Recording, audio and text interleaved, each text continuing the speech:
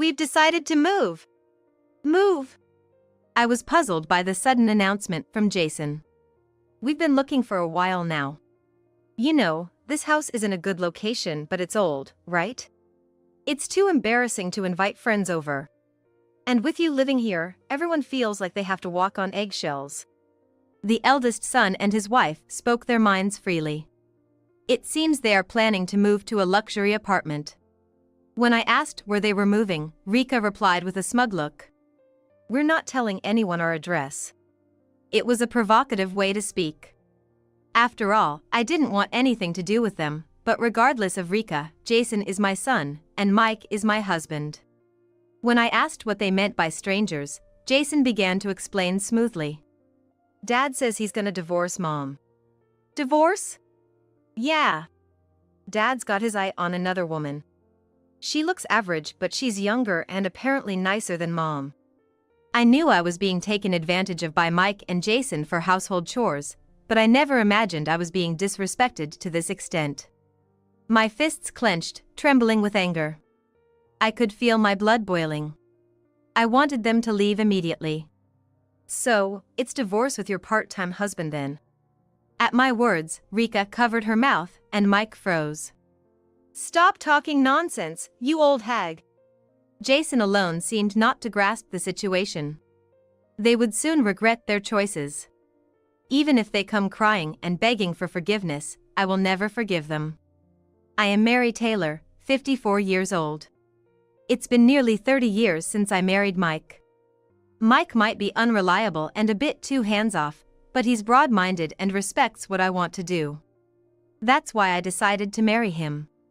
And a few years after we got married, our eldest son Jason was born. Mike was thrilled when Jason was born. Though I was left to handle the child rearing, I had a faint hope that becoming a father might make him a bit more dependable. For a while after giving birth, I harbored such gentle expectations. But Mike never changed. Hey, he's crying. Every time Jason cried, Mike would call me as if it was someone else's problem. At first, I also tried to patiently reason with Mike.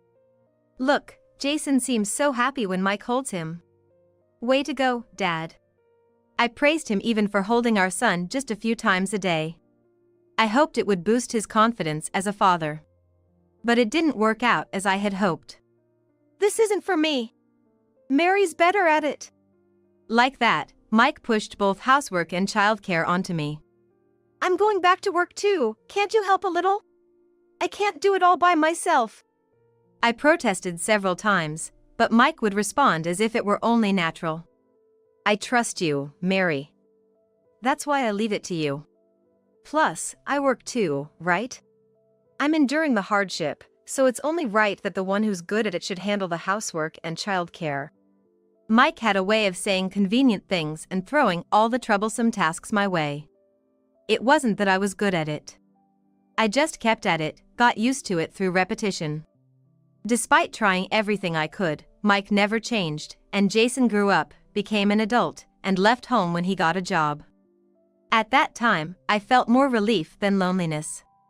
I was relieved that there was one less person to take care of. Fortunately, my career was also progressing smoothly. Mike still didn't do any housework, but by then, I had completely gotten used to it.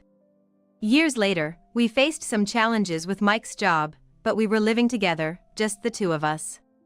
It was relatively peaceful, I think. Then one day, out of the blue, Jason announced, I'm getting married. When he got married, Jason was 24 years old. It felt a bit early, but since he was serious about his work, we were completely in celebration mode. When Jason first brought Rika home, we were over the moon. Welcome. I'm so happy. We're looking forward to having you with us. Yes, thank you. I look forward to it too. Rika was a bright and cheerful good kid. Jason's workplace and apartment were far from our house, so we wouldn't see each other often, but I hoped we could get along well when we did meet. I was the only one getting carried away. Jason's words suddenly snapped me back to reality. We're gonna live here together. Caught off guard by his tone, which sounded more like a decision than a suggestion, I was taken aback. Live here? Why? You're newlyweds. What about your jobs? I quit my job. My boss was a jerk. So, we're planning to look for something around here. There's bound to be something, right? His carefree attitude made me panic. Is Rika okay with this? Moving in with your mother-in-law right after getting married is something I'd definitely hate. And to have your husband suddenly jobless must be unsettling, to say the least.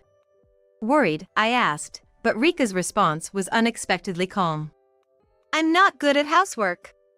This will be a big help. It was as if she had beaten me to the punch. This was basically a declaration of not doing any housework.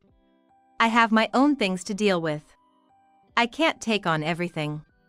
For the sake of us all, reconsidering living together would be best. Despite my repeated objections to the eldest son and his wife, they were set on moving in, and so it happened. Living together turned out to be exactly what I had imagined in some ways. Firstly, not long after we started living together, Jason managed to find a job. The pay wasn't great, but it was close to home. Soon after, Rika also started working part-time. With both of them securing some income, I felt a bit relieved, but there was a problem. As expected, I ended up handling all the housework alone. Cooking, laundry, cleaning, shopping, you name it. I'm the first to leave the house in the morning and the last to return. Yet, no one else seemed to lift a finger. Mom, I'm hungry. Dinner ready yet? Jason would ask while playing with his smartphone, and Rika would add, is today's menu something quick to make, while flipping through TV channels. Being asked such things by both of them right after I came back from overtime work showed how much they took advantage of me. I think they were taking me for granted. After all, Rika is a part-timer, so she has more time at home and more free time than I do. She usually gets back by late afternoon. At the very least, I wish Rika would take care of preparing dinner. It was a bit difficult to say, but I made up my mind and told Rika. Mike and I will manage on our own. Could you at least prepare your own meals? Rika frowned and looked at me with a puzzled expression. Then, she said something unbelievable. Why do I have to do it? For a moment, I was the one taken aback. Why would there need to be a reason to prepare one's own meal? Confused, I gave a reasonable explanation. Well, because you guys get home earlier. Rika seemed unsatisfied, staring at me with a glare. Even if we get home early, we're tired, you know? Why would you say something so terrible to me when I'm just trying to rest after getting home? It felt like I was talking to an alien. I wanted to throw her words right back at her. In fact, I blurted it out. Well, I'm tired too. Rika just scowled and tilted her head. So what? Excuse me? Isn't it a mother's duty to push through for her children, regardless of how tired she is? Why are you trying to push that duty onto me? Such a ridiculous argument. What age of children are we talking about? I'm not asking her to cook for someone else's kids. I'm asking her and her husband, Jason, to prepare their own meals. Sure, if Jason got home earlier, I'd ask him. But Rika is overwhelmingly the first to get home. I never imagined being refused to cook for herself and her own husband. Maybe it was my fault for spoiling them. Having reflected, I decided to tighten up and be a bit stricter than before. Afterwards, I repeatedly reminded both Rika and Jason to pitch in with household chores, not just meals, but they showed no sign of change. I guess my flaw is acting whenever something needs to be done. It's in my nature, I can't just leave things be. Thanks to that, I've been pushing my not-so-young body to its limits, running around doing both household chores and my job.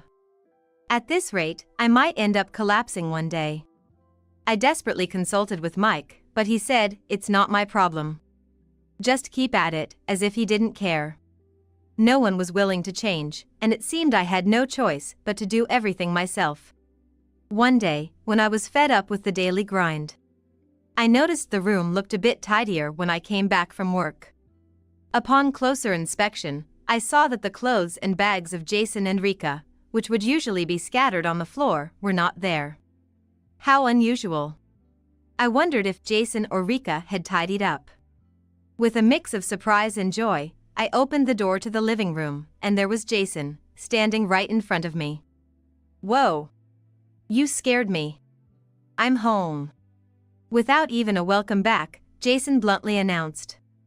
We've decided to move out. Move out? As I was trying to make sense of it, Rika popped her head in, grinning next to Jason. The two of them exchanged meaningful looks and started giggling. It was an unpleasant feeling. We've been looking for a while. You know, this house isn't a good location, but it's old, right? It's too embarrassing to invite friends over. And with you, everyone feels like they have to walk on eggshells. What do you mean by that? After all, they were the ones who moved in without asking, despite my objections. I had opposed it many times. After they started living here, they didn't contribute to the living expenses or do any chores. Now they have the nerve to complain about the house after making themselves at home? I felt my stomach churn. I had a lot I wanted to say, but I tried to keep my emotions in check. Feel free to move out. Frankly, it's what I've been wishing for. But I won't tolerate you insulting this house. Apologize. Actually, this house originally belonged to my parents. It's filled with memories of my parents and me. It may be old, but that doesn't mean it deserves to be ridiculed by them. Rika, still half smiling, said. No way. We're not ridiculing it. We're just stating the facts. Geez. You're so paranoid, it must be hard living like that, isn't it? I felt like my head was about to erupt, and I could barely keep my hands to myself. Why does she provoke me so much?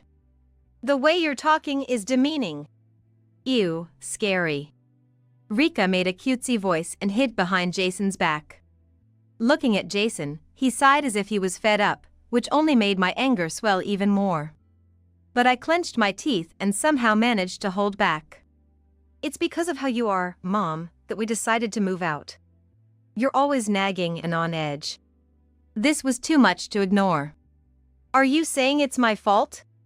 It's because you leave everything to others no matter how many times you're told.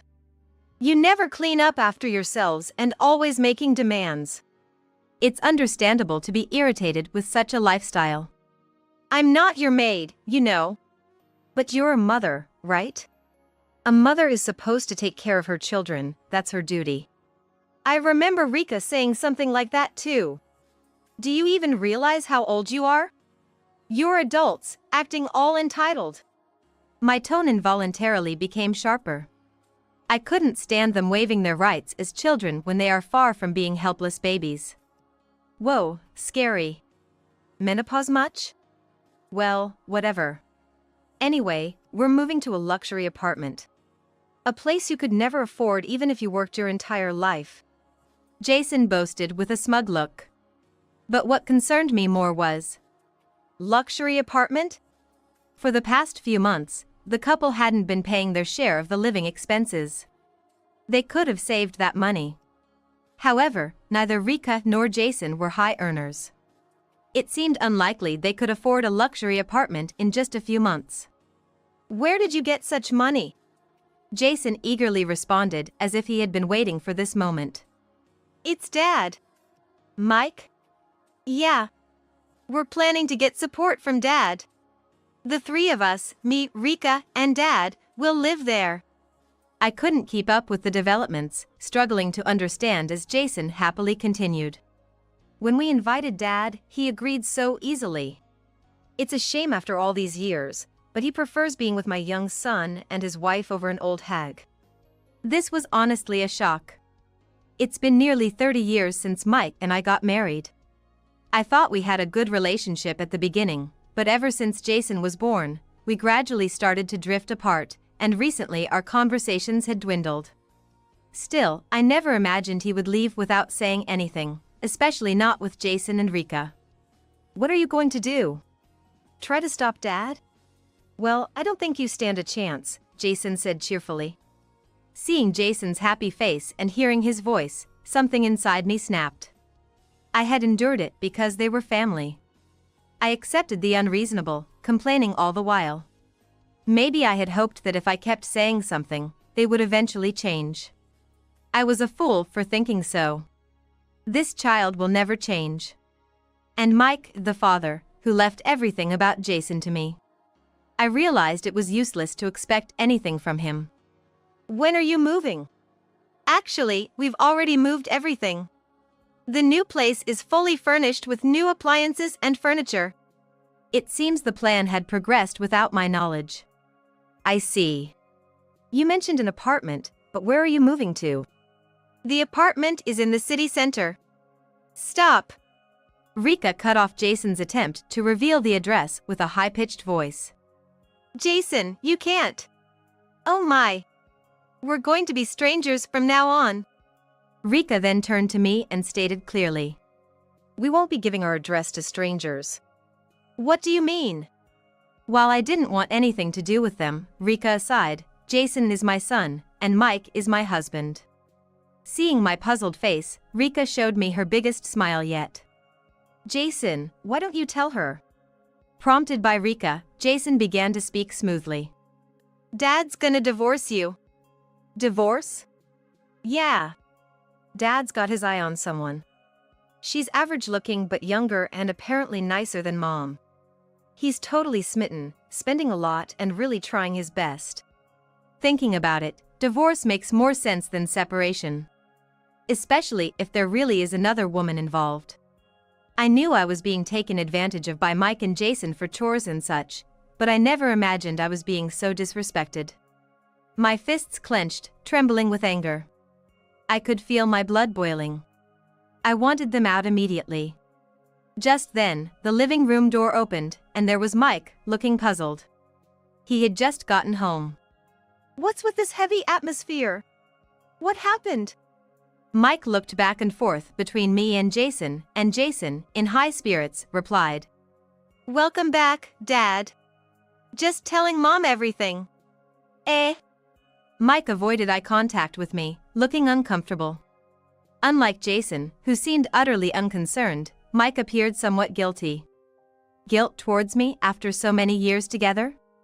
Or was there another reason? So, you're moving out? And I heard something about wanting a divorce? Oh, yeah. Jason and Rika think it's for the best if we get a divorce. Huh. I don't have any men in mind, unlike what you're implying. Well, that's... Talking behind my back with Jason and Rika, but acting this way in front of me. His indecisive, too nice nature probably won't ever change. I wanted to throw more sarcasm his way, but there were more pressing matters. Now that things have come to this, we need to proceed with their plan before they change their minds. So, you're moving out, right? Then let's get the divorce papers done today. No, that's... Yeah, let's do that, Dad. Right. Let's get all this troublesome stuff out of the way quickly. Mike seemed hesitant, but pushed by his son and daughter-in-law, we all ended up signing the divorce papers and headed to the city hall together.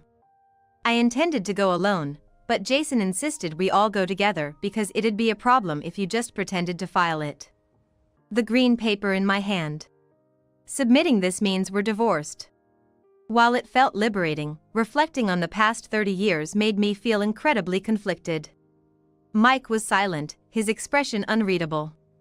Only Jason and Rika seemed relieved. Now we're strangers. Thanks for everything until now. Jason exclaimed, even though we hadn't submitted it yet. Even if we divorce, Jason and I are still parent and child.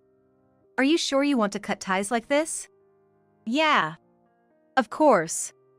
We can't stand the idea of you coming after us for care or anything later. His words stirred something unpleasant in me. No matter how hard things get for me in the future, I would never turn to you after all the humiliating things you've done. It's outrageous. As we were about to submit it, standing in front of the after-hours counter, I looked back at Mike for the last time. Well, I'm going to submit it now. Okay. Mike's hesitant demeanor only frustrated me more as I handed in the divorce papers. The moment I did this, we would become strangers. Taking a deep breath, as if to shake off everything, I said, So, it's divorce with a part-time husband. I heard Jason and Rika gasp behind me, but I didn't look back. The clerk briefly checked the divorce papers and accepted them. If there are any issues, they'll contact us later. It should be fine, though. Well, I have places to be. As I was about to leave Jason, Rika, and Mike behind, Rika suddenly grabbed my arm. Mother-in-law, what did you mean by that earlier? Her smile twitched. It was unsurprised. Understandably confused after hearing such a thing. While I understood how she felt, I feigned ignorance. Oh, Rika, calling me mother-in-law. We're strangers now, remember? And what do you mean by earlier? Speaking coldly, Rika looked at me hesitantly. Unusually for her, she seemed to lack confidence and peered at me as if trying to gauge my reaction. It was clear from her expression. She had heard what I said earlier. She didn't want to believe it and came to confirm. They will realize their mistake and surely regret it later. Thinking this gave me a slight sense of relief, and I couldn't help but smile a bit. So, about that part-time thing. Rika stammered, and I said with the biggest smile I could muster. Oh. About Mike? I've kept it a secret until now, but Mike has been working part-time at a convenience store. Isn't that commendable? Mike, who was standing behind Rika, widened his eyes and froze, while Rika muttered no way. And covered her mouth. A natural reaction. No one would have guessed that Mike, who left home every morning, was going to a part-time job. In reality, he spent his mornings wandering or at the job center and worked part-time from the afternoon until evening. Rika was shocked to learn this bombshell, and Mike turned pale, realizing everything was out. Only Jason was laughing carelessly. Stop talking nonsense, old woman. He must have thought I was bluffing. Looking completely at ease and sneering. Mike working part-time? That's impossible. Well, it's true. Right, Mike? Since Mike retired last year, he had been reluctant to work and had been unemployed for a long time. I convinced him to start the part-time job about half a year ago. Jason and Rika moved in after that, so they didn't know. We kept it a secret until they noticed, considering Mike's pride. Well, yeah. Really? Mike nodded, sweating. And it seemed Rika finally grasped the situation. Jason and Rika's faces turned pale and they looked down. They should face reality and regret it. I no longer had any sympathy for them. They used me and looked down on me, eager to cut ties quickly. Whether they squabble or suffer, I don't care. I was about to leave quietly when Jason called out, stopping me. So, how have we been living up till now? The expenses for 4 people, for several months. You're the one who didn't contribute to the living expenses, and you're asking that? I was so astonished that words failed me for a moment. With effort, I managed to say, I was the one earning. Jason blinked incredulously. Huh? That's impossible. Supporting a household of 4. There's no way you could do that. You know I've been working from morning till night, right? Then why do you think it's impossible? Because you're a woman. Even if you're a full-time employee, your income would be limited, right? Eh? You earn that much? Yes. Since becoming an executive, I've been receiving a decent compensation package. Executive? Jason's eyes darted around. He couldn't believe the person he looked down upon was an executive. Relying on a father who turned out to be a part-timer, and dismissing a mother who actually had a high income. If you had told us. Didn't Dad know either? Yes, you and your father always expect others to handle things. That's why I couldn't say. I see. But this is a relief then. What is? Jason patted my shoulder, smiling. If Dad goes back to that house, and Mom comes to our apartment. Huh? Such a convenient narrative. Abandoning the father when they thought there was no money, and now trying to mooch off the mother they know has money. The thought of this being my own child, raised by me, fills me with both despair and anger. There's no way that can happen. Plus, I just confirmed with you, didn't I? We're strangers now, right? But then who's going to pay? Not just for the apartment. We bought all the appliances and furniture on loans. Jason looked at me, pleading, his voice quivering. How long do you plan to act like a child? Clean up your own mess. If you put your mind to it, you can figure it out. For example, if Rika worked more, that alone would increase your income. Glancing sideways, I saw Rika flinch. Her face was pale. This is...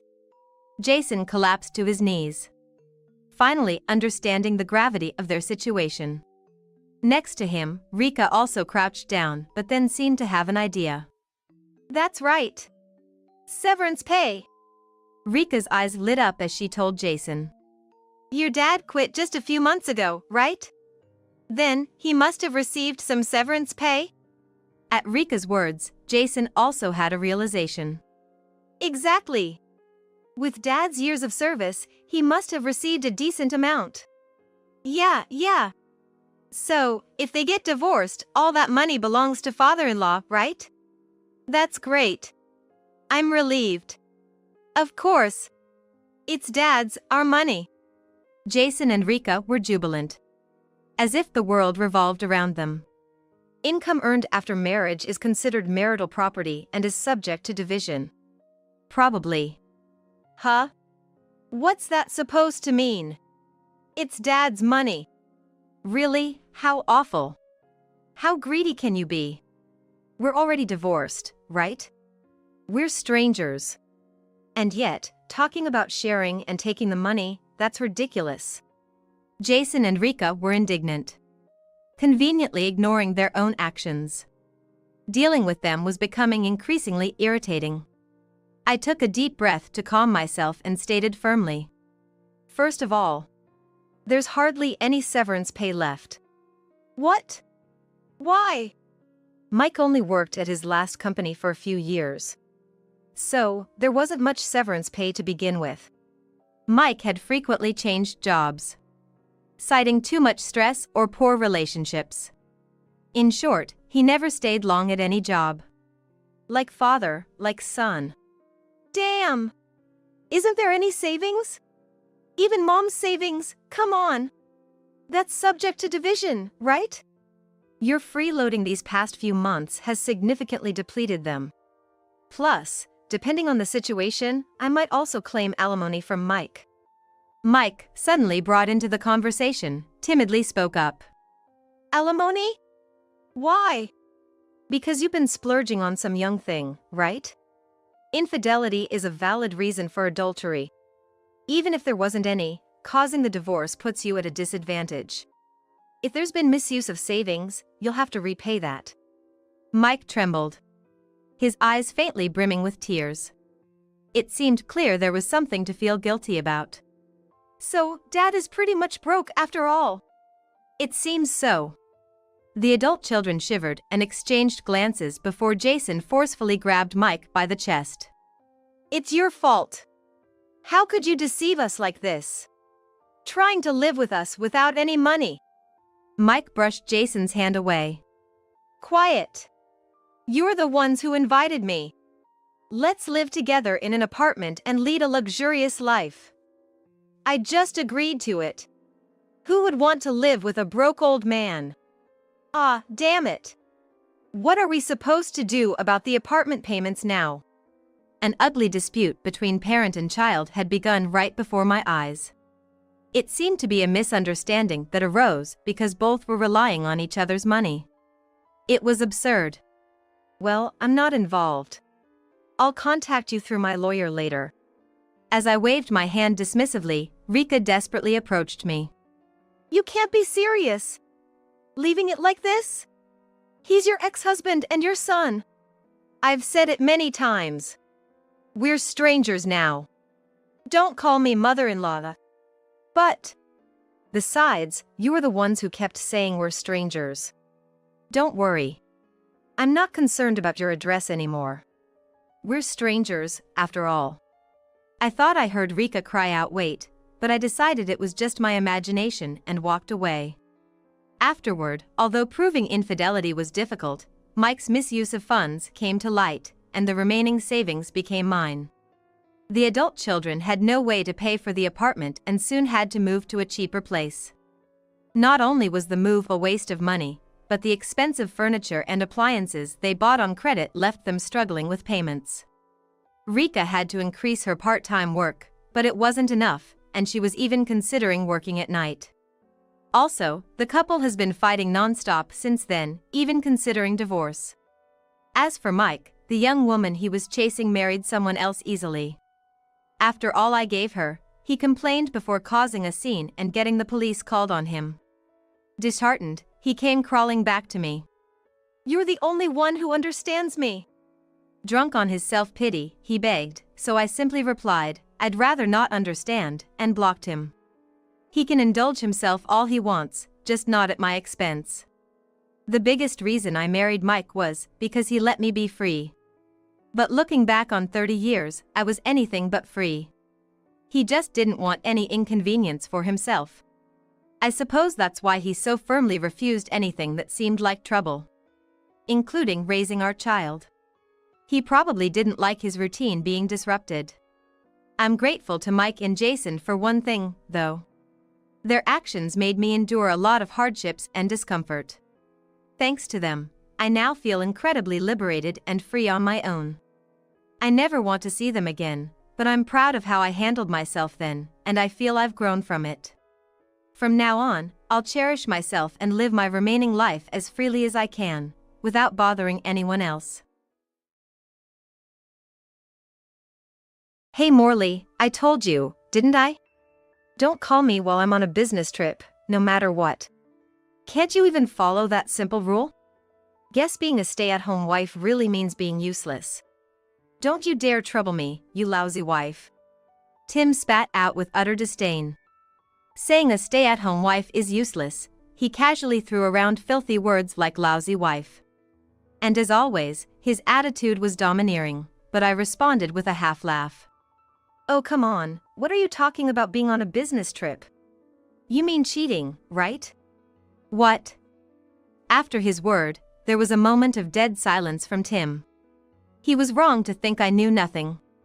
We'll see who's really the useless one here, I thought, determined to settle this once and for all. Just when I thought I heard him sigh deeply, Tim spoke in a mocking tone. Look, I think lying is wrong. Anyway, unlike you, I'm busy, so don't you dare call me again.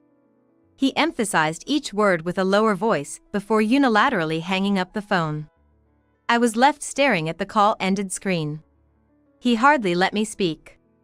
I had something important to tell him, but I never got the chance. My kindness, thinking it was better to tell him sooner, was completely shattered. And yet, he had the nerve to repeatedly tell me not to call him. Well, that's fine then. I have my own things to deal with. Finally putting my phone down, I stood up. For the next 2 weeks, I strictly adhered to Tim's demand not to call him. Then, it was he who started calling me incessantly. Not just once or twice, but non-stop since morning. I was busy, so I ignored the calls until the evening. The moment I picked up, Tim was furious. Hey! Don't mess with me! What are you thinking? What do you mean? I have no idea what you're about all of a sudden. Shut up! Where the hell did you go? When I came home, both Morley and all the house's stuff were gone. What the hell is going on? I'm at my parents' house right now. As I slowly responded, as expected, Tim's rage skyrocketed. What the hell do you think you're doing? Leaving without a word to me. Get back here and make dinner. Don't neglect your duties. It's not my job or anything anymore, you know? You should take care of yourself, Tim.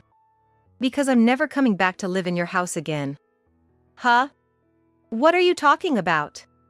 You think you're allowed to do that? I am your husband. You're supposed to listen to me. I couldn't help but burst into laughter, holding my stomach while still on the phone. Tim, completely oblivious to the situation and still throwing arrogant words around, was just too ridiculous. Confused by my sudden laughter, Tim's rapid-fire talk paused for a moment. What's with you all of a sudden? You're acting strange, you know? Too lazy that you've started getting dementia or what? Of course not. The one saying all sorts of weird stuff is you, Tim. Because, you know, we're already divorced. What? Divorced? What do you mean? I could almost see the dumbfounded look on Tim's face. This was the moment I had been waiting for. All the enduring was worth it. I instinctively placed a hand on my chest. Right now, I feel incredibly refreshed. Because, Tim, you always treated me like a housekeeper. Just earlier, you called yourself the husband as if that means something. A marriage is supposed to be equal, you know? What are you talking about? You should be grateful to me for earning the money. There, that tone. It's so domineering. And whenever you didn't like something, you'd hand me a filled-out divorce form to make me listen. I reached my limit. So, I signed my part and filed for divorce. You can't just do that without my permission. I've been supporting you, you know. How do you think you're gonna survive on your own being useless and all? Tim was screaming so much that his voice was hoarse. I didn't even need to hold the receiver to my ear, his voice was loud enough to hear from the phone on the desk. I knew why he was so angry. It wasn't about the divorce itself. His pride was hurt because I, whom he had always looked down upon, had suddenly stood up to him. I was always belittled just to satisfy my husband's need for approval. There are people in the world who can only feel happiness by comparing themselves to others. I existed in this house only to be hurt. I'm sick of living like this. My counterattack is far from over.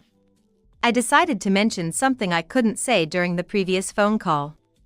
You should worry about yourself rather than me. You say a stay-at-home wife can't live on her own because she doesn't earn, right? Well, you can't live without a job either, can you? You got a termination notice while you were cheating. What? Termination notice? What are you talking about? There's no way that's true. Don't take out your insecurity about the future on me with some random lie. Why would I need to lie and lash out at you? If you doubt it, just check the mailbox. It's not a big deal. There might be other mail piling up, some of it possibly for you. Damn, this is annoying. Why are you giving me orders all of a sudden today? Remember this for later. Despite his grumbling, I could hear sounds of walking and rummaging through things over the phone. He seemed to be following what I said. Perhaps starting to listen a bit after I filed for divorce. Such a foolish man. Only able to act when it's too late. Soon, a voice that sounded both surprised and groaning came from the other end of the phone. Apparently, he had found the actual document. He immediately started yelling again. Hey, what's this about? There really is a termination notice here. And it's dated 2 weeks ago. Why didn't you contact me sooner? I did, remember? I called you 2 weeks ago. But you wouldn't even let me speak and just hung up after telling me never to call again. So, I just followed your words strictly. A stay-at-home wife must listen to her husband, right? My husband groaned in frustration. He probably never expected me to use his own words against him. I felt almost like singing a little tune. But there's still so much I want to say. I'll save my joy for the end. After a bit of silence, my husband suddenly snorted with laughter. I can't believe I got a little shaken by the words termination notice. Thinking calmly, there's no way this could be real. There's no reason for me to be fired. You must have made up this fake, huh? You've gotten a bit smarter. Imagining his smug face made me grimace. My pleasant mood was ruined. Why does he twist the truth to suit himself? He's the one who should be calming down. I tried to maintain my calm as I explained, pressing the bridge of my nose. Listen, I checked directly with your company to see if you were really on a business trip. I had noticed your affair. At first, I wasn't sure what to do, but knowing you, you wouldn't admit it if I just confronted you. So, I needed evidence, right? That's why I went straight to your company. Went straight? What did you do? I didn't storm in or anything. I just asked the office staff. I wanted to get in touch with my husband. Do you know where he went on his business trip? Then, they told me you've been off for a month. They seemed very awkward. You should apologize to her next time. You didn't need to do that. I could hear the sound of teeth grinding over the phone. This is just the beginning of his frustration. He's about to be knocked down into despair. I was smiling beautifully, even though no one could see. Then, when I expressed concern that my husband was missing, they made a suggestion. The company phone has GPS, you know. They said if we follow that, we might find out where he is, so they talked to someone higher up for me. Then, the higher-ups looked into it and found you were in a place unrelated to work. They were furious. No, that's a lie. That can't be real. Denying reality won't help. They contacted me later to say they would take appropriate action. And that resulted in the termination notice you're holding now. Silence fell. The longest since the call started. I spent the time sipping tea and munching on the remaining snacks on my desk, waiting for his response. Just when I started thinking it might be okay to hang up, a faint voice finally came through. I get your point. But holding this termination notice, I can't quite grasp it. I want to meet and talk to you in person. All right, then I'll come to your place today. With that promise, I finally ended the call. The sky was already covered in a thin dusk. The next day, early in the morning, I rang the doorbell of the house where I lived with my husband. Unfortunately, it was raining outside, but I could hear cheerful footsteps coming from inside. I couldn't help but twitch my cheeks in anticipation. My husband probably expected that meeting me in person today, he could sway me to his side. Over the phone, the voice is the only means of communication. But face-to-face, false expressions of love or apologies could easily be manipulated. That's what he must have been thinking. I was excited to see the look on his face the moment I opened the door. Welcome, Morley. I prepared your favorite cake today and... What? Boss, and even Mom and Dad. I burst out laughing without any regard for who might see me. Yes, I had come with my husband's company's top and my in-laws. Nobody had promised him I would come alone today. You could visibly see my husband's face turn pale. I thought you'd want to know the detailed circumstances of the firing, so I brought him along. Boss who looked into the GPS after hearing my story when I stormed into the company. Bringing the boss over casually like that isn't right. He's my boss, you know? The most important person? I was the one who suggested coming along. You know I have a professional connection with Tim's parents. Through that, I've met Morley. If she's in trouble, it's only right to help, isn't it? We've heard the whole story from Morley. It's astounding how much trouble you've caused for everyone. It's beyond anger, it's embarrassing as a parent. We were worried about you and Morley meeting one-on-one. So, we came as soon as we could. You disgrace. My husband started sweating profusely. No.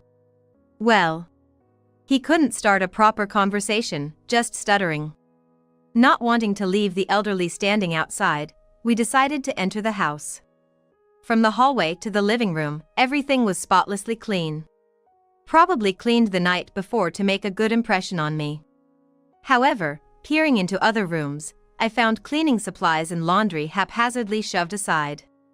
Typical of a man who rarely does housework, always lacking in thoroughness. Since my husband took the first seat and didn't move, I prepared the coffee. The positions of items inside the cupboard hadn't changed at all. He probably hadn't touched anything, not knowing where anything was. Even after I took my seat, my husband struggled to start talking. Everyone else, except for him, was crossing their arms, staring him down with pressure. I don't know what Morley told you, but there's been a misunderstanding. I really was on a business trip, I wasn't cheating. I was the one who tracked your company phone's GPS. Are you saying I'm lying? No, it's not that, but devices have their flaws, it might have malfunctioned. I see, indeed, any device could malfunction. But when I contacted the company you claimed to visit, the corporation, they said they had no appointment with you? You checked that far. My husband slumped. His carefully chosen stylish clothes now wrinkled from his slouched back. You lied to your wife and cheated, and your treatment of her has been terrible. Always commanding, yelling, and looking down on her, right? A marriage is supposed to be equal, and even if there were a hierarchy, excessive behavior could be considered harassment, you know that, right? You're an adult in society. The boss's voice was calm but carried an intimidating air. It put not just my husband but also me, listening in, on edge. I was never harassed. We're a married couple, some arguments are natural. It was just an extension of that, maybe I went too far. My husband's voice was hoarse, his lips dry. His pupils dilated and unfocused, his eyes darting around. He was on the brink. Even without further action, he was deteriorating on his own. But sometimes, the cornered show terrifying resistance. A basic instinct for survival. Suddenly, he looked up, his eyes bloodshot, and began shouting. I love Morley. I've made mistakes, but no one is perfect. My guilt only deepened my feelings for her. I swear, I've never intentionally hurt her. Everyone, even the boss and my in-laws, was momentarily taken aback by his fervor. Right now, he might look the same, but he was a different person, almost mad. It was time for me to make a move. I quickly reached into my pocket. Tim, I'm glad you feel that way about me. To respond to your feelings, I'll also be honest about mine. No sooner had I declared this than my husband's voice filled the room at a high volume. What the hell are you doing on your own? Get back here and make dinner without telling me. Don't neglect your duties. Huh? What are you talking about? You think that's acceptable? I am your husband. It's only logical if you listen to me. My husband's complexion went from pale to ashen. Yes, I had recorded all our previous phone conversations. Listening to the barrage of verbal abuse and selfish remarks, my husband finally slumped over the desk. Weakly groaning as tears overflowed from his vacant eyes. My in-laws, in contrast, turned visibly redder in the face. Despite my explanations of our past, they might have wanted to deny it. After all, my husband and they are blood-related. But now, their last bastion of denial was shattered to pieces. In their eyes, not only anger but also despair was reflected. This idiot son of ours. To think we had such a connection. Marriage isn't the goal, you know. It's rather the beginning. Effort must continue throughout life, or trust can be broken in an instant. Just as you are our precious son, Morley is someone's precious daughter. You've done something irrevocable. Cheating, mistreating your wife, getting fired. It's no wonder you're being divorced. Be prepared. What you've done will follow you for life. But, Dad, Mom, isn't that a bit too harsh? It's a mistake your son made, can't you overlook it a bit? My husband, still face down, retorted in resignation. Seeing this, my father-in-law slammed his fist on the table. Idiot. It's precisely because we're family that we must be strict when necessary. If you still don't understand after all this, we have no choice but to cut ties with you. What? Dad? What are you saying? I was just reminiscing about your childhood. How you'd run to us with your small body, offering flowers you picked from the roadside. Every child has a lovable childhood. But somewhere along the line, where did you go wrong? A tear streaked down my mother-in-law's cheek as she bowed her head, holding a handkerchief. My husband was stunned, shocked by my father-in-law's shouting and moved by my mother-in-law's tears. His lips quivered, then his eyes filled with tears again. I'm sorry for being such a disappointment. You're apologizing to the wrong person. My husband's gaze turned towards me. His eyes still seemed unreliable, wavering. But after seeing my mother-in-law's tears again, he seemed to make up his mind. He got off the chair and apologized to me. Morley, I'm so sorry. For cheating, for lying, for hurting you all this time. I'm sorry. Witnessing my husband's apology, I finally relaxed my shoulders. He was already in debt from lavishing gifts on his mistress. With no job and his irresponsible behavior becoming a rumor in the industry, finding another job was difficult. Additionally, it turned out his mistress was also married. He ended up selling the house and juggle multiple part-time jobs, working into the night. With hardly any days off, he crammed his schedule full. Living in a cramped, run-down apartment, he survives on bread, living solely to pay off his debts. The mistress ended up divorced and kicked out of her house too. Luckily, her parents' house was nearby, but after learning of the affair, they disowned her, leading to another expulsion. Losing his job and with all his money gone, he led a life of extreme poverty, utterly broken. Meanwhile, thanks to an introduction from the boss, I managed to secure a full-time job. Though learning new things every day is challenging, it's fulfilling. I plan to move out of my parents' house soon and start living on my own. I can't thank the boss enough for his help in bringing justice to my husband. And I owe it to my in-laws for the connection. Because we maintained a good relationship, I was able to connect with the boss. The circle of people grows as you meet more people and strengthen trust, expanding into a larger network. Gratitude towards others is vital in supporting this growth. I'll continue to cherish the words "thank you," valuing both the people currently around me and those I'll meet in the future. You don't even know that, you dumb wife. My mother-in-law always calls me dumb wife. As a freelancer working from home, I'm basically always at home, but my mother-in-law always summons me at her convenience.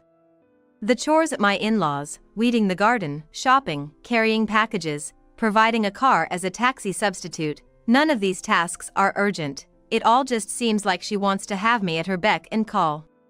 When we visited my husband's parents' house to formally introduce ourselves for our marriage, both my father-in-law and mother-in-law welcomed us warmly, so I wanted to get closer to them and decided to live near my in-laws.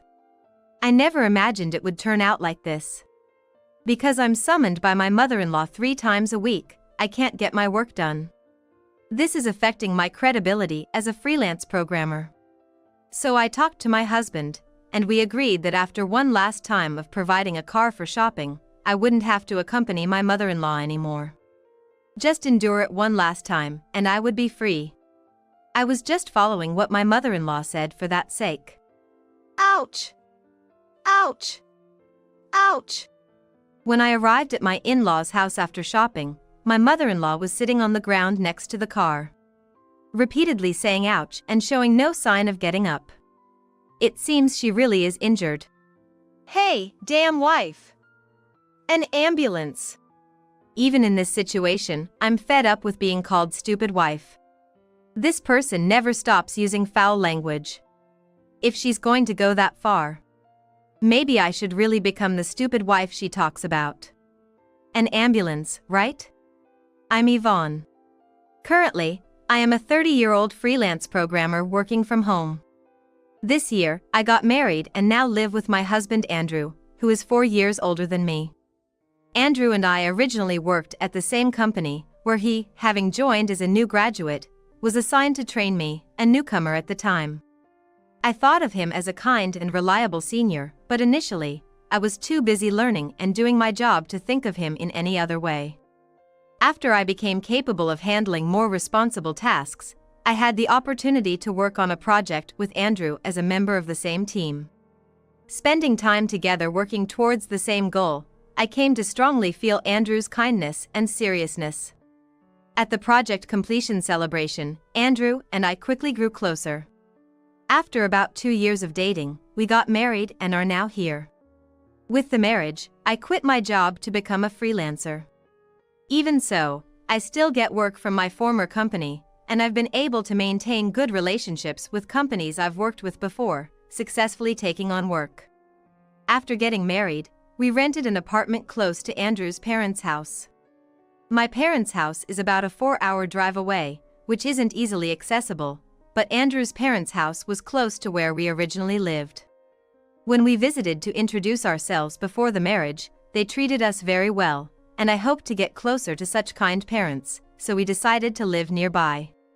Furthermore, in talking to Andrew's father, I found we had unexpected things in common. For instance, a manager at one of my clients and Andrew's father knew each other.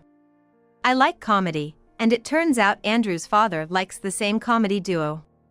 Andrew's father holds a respectable position at his company but has always been kind and friendly to me. There are times when I find it easy to talk to him because he reminds me of Andrew, and our conversations often become lively. At those times, I can't help but feel my mother-in-law's gaze harden, but surely that's not the case. Well, I did plan to maintain a certain level of decency in my relationship with her. That was the plan, anyway. Lately, my mother-in-law has been contacting me more frequently. The requests are usually things like wanting me to weed the garden, or telling me to buy eggs because they're on sale at a certain supermarket and to bring some to her house as well. She probably thinks I have too much free time since I'm home, assuming I'm idling away my hours. I've explained that I work from home, but my mother-in-law, who has been a homemaker all her life, seems to have a hard time grasping the concept of modern remote work culture, often saying, "You're always at home, aren't you?" Even though I'm at home, I have set working hours just like when I was employed at an office, and I spend that time focused on my work. If I don't meet deadlines, it's like having to work overtime into the night, and when multiple projects pile up, it's hectic. So, when she suddenly says things like, "Come over now to pick up some vegetables," it puts me in a difficult position. I've repeatedly explained that I'm working just as if I were going to an office and have declined her requests, but she seems to ignore what I say and keeps making the same requests, even increasing the frequency of her contacts. She might be getting more insistent because I'm not complying with her wishes. But I also want to do my job properly. Being a freelancer, my credibility is at stake. However, my mother-in-law didn't give up that easily. When I refuse, she started bringing her tea-drinking friends from the neighborhood to my house unannounced. You haven't been coming over at all, so I brought these myself. Look at all these vegetables.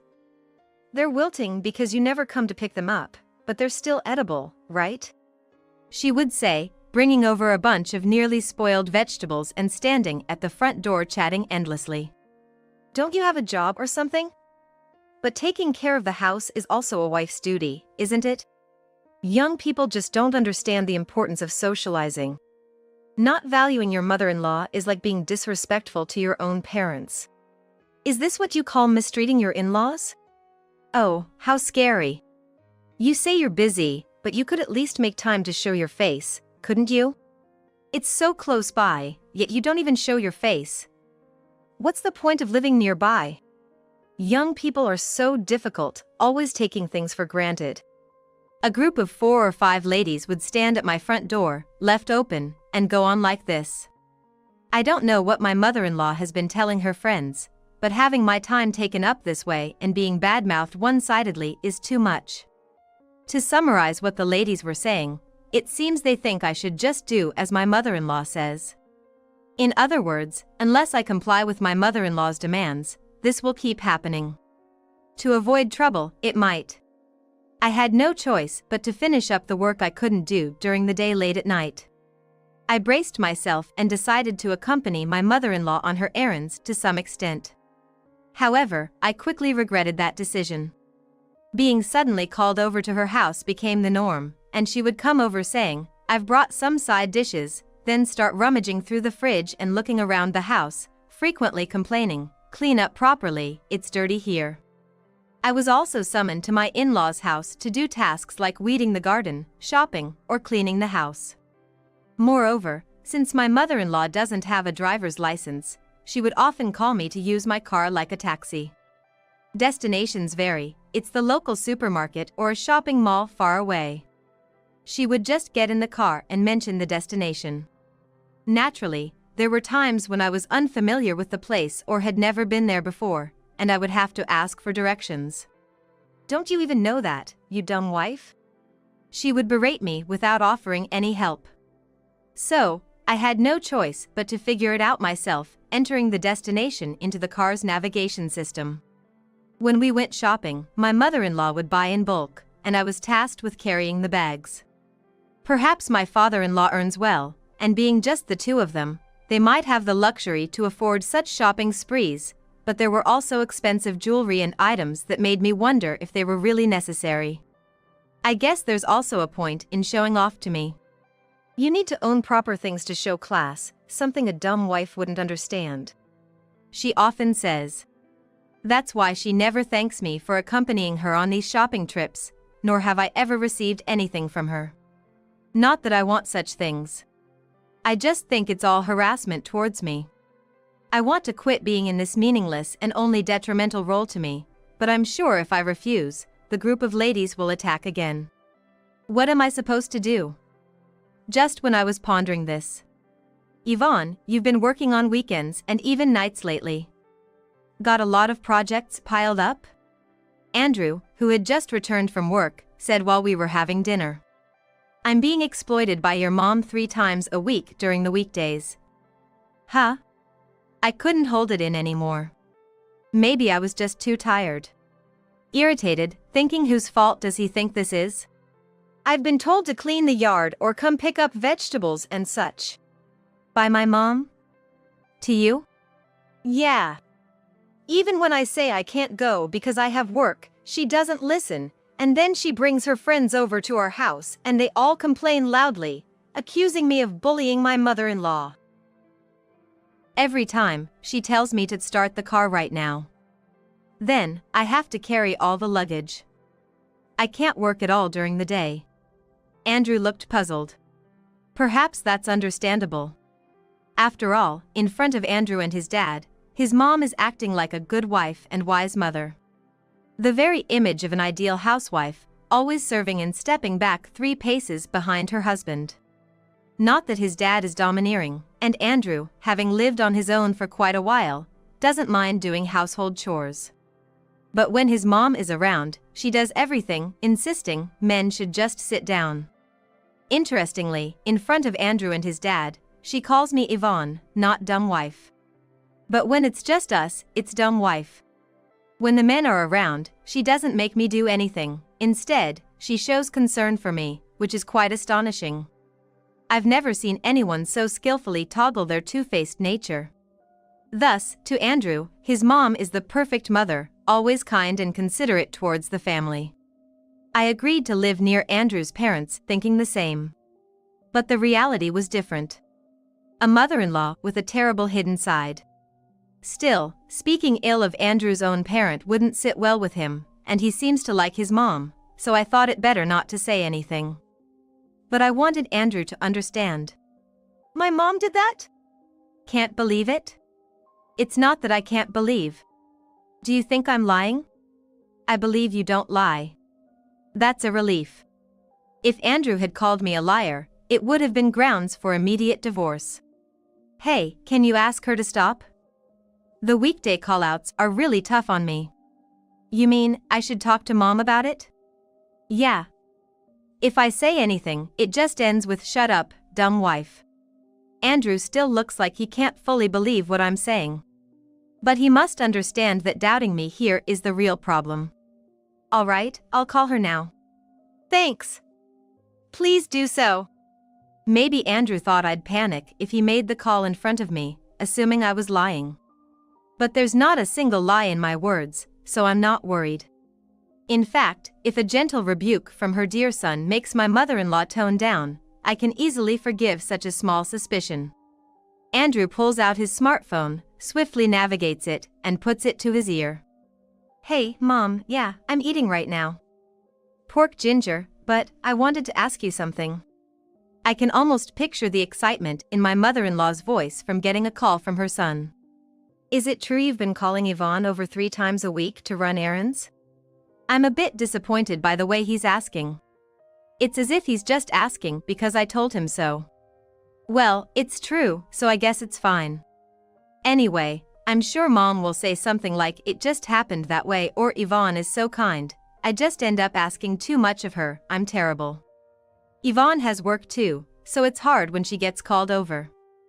No, she's at home, but it's like she's working at the office. It's frustrating that she can't understand this. Probably my mother-in-law wants me to quit my job and just have kids and take care of the house already. Like she did. And she wants me to listen to her, loud and clear. I get that it's inconvenient without a car. Maybe Dad could take you on the weekends or, well, I know it's their day off, but Yvonne isn't off during the weekdays, she's working. Exactly, that's right. Go, Andrew. Secure my sane work hours. Not just if it's just once in a while, but, hold on. Saying that, Andrew pulled the phone away from his ear and looked at me. Mom says she really wants to go to the mall tomorrow. I have a deadline the day after tomorrow. She probably thinks it's okay as long as she schedules it in advance. And Andrew just relays it to me, what's up with that? From Andrew's phone, I can hear my mother-in-law's voice continuing in a high pitch. When talking to Andrew or his dad, her voice is always this sweet tone. But when ordering me around, it's much lower and rougher. She's saying just for a little while in the afternoon. And? Well, I know it's a hassle, but can you just make tomorrow an exception? For a moment, the word divorce flashed through my mind. I've heard that dealing with in-laws can often lead to divorce. So this is what it's like, I thought, as if it were someone else's problem. Then you won't have to do any more errands for Mom. You heard that, right, Mom? This is the last time. Andrew is saying this back into the phone to his mom. Even tomorrow, Yvonne is making time despite having work. You do realize you should be thankful to Yvonne, right?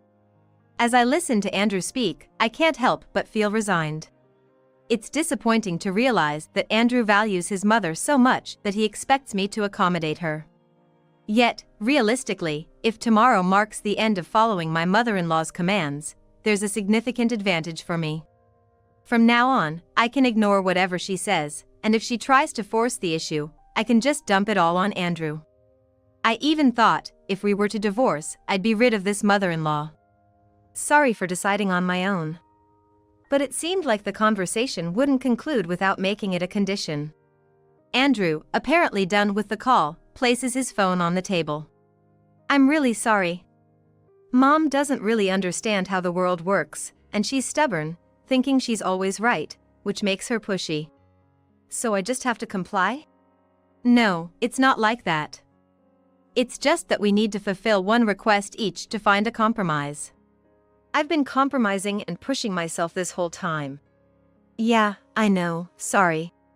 Andrew probably couldn't believe that his mom was at fault, but I understand he believed me enough to talk to her. I get that using a condition for negotiation can be effective. But it still feels unfair, and I can't bring myself to thank Andrew for resolving this. What time tomorrow? Around 4 p.m. I hate to break promises, so I'll go, but this is really the last time. Yeah, thank you, I'm sorry. Just looking at Andrew's relieved face irritates me. Why do I have to go through this? I didn't get married to endure such things. In fact, if I hadn't married, I wouldn't have to deal with this at all. My thoughts began to spiral, but I consciously stopped myself. There's no point in thinking further until after tomorrow. Reluctantly, I'll just have to get through tomorrow. As per my mother-in-law's request, I go to pick her up at 4 p.m. only to be told, I'm not ready yet, making me wait about 30 minutes before she finally gets in the car, then proceeds to complain non-stop. Snitching to Andrew, how cowardly. A wife who can't even listen to her family's request is outrageous. Too busy, even though you're just at home? Abandoning someone in need, you're a terrible person. I'm unlucky to have such a dumb wife. It was all in this vein, but if I can just get through today, I'll be free.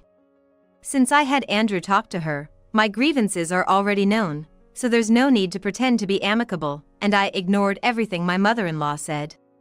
Even at the mall, where I was made to carry bags as usual, deciding not to respond made things slightly easier. Perhaps as a form of harassment, my mother-in-law bought especially heavy, large, or expensive items, but after finally finishing shopping and loading the bags into the car, I was ready to head home. Dropping off my mother-in-law and the shopping bags at her house meant this ordeal was finally over.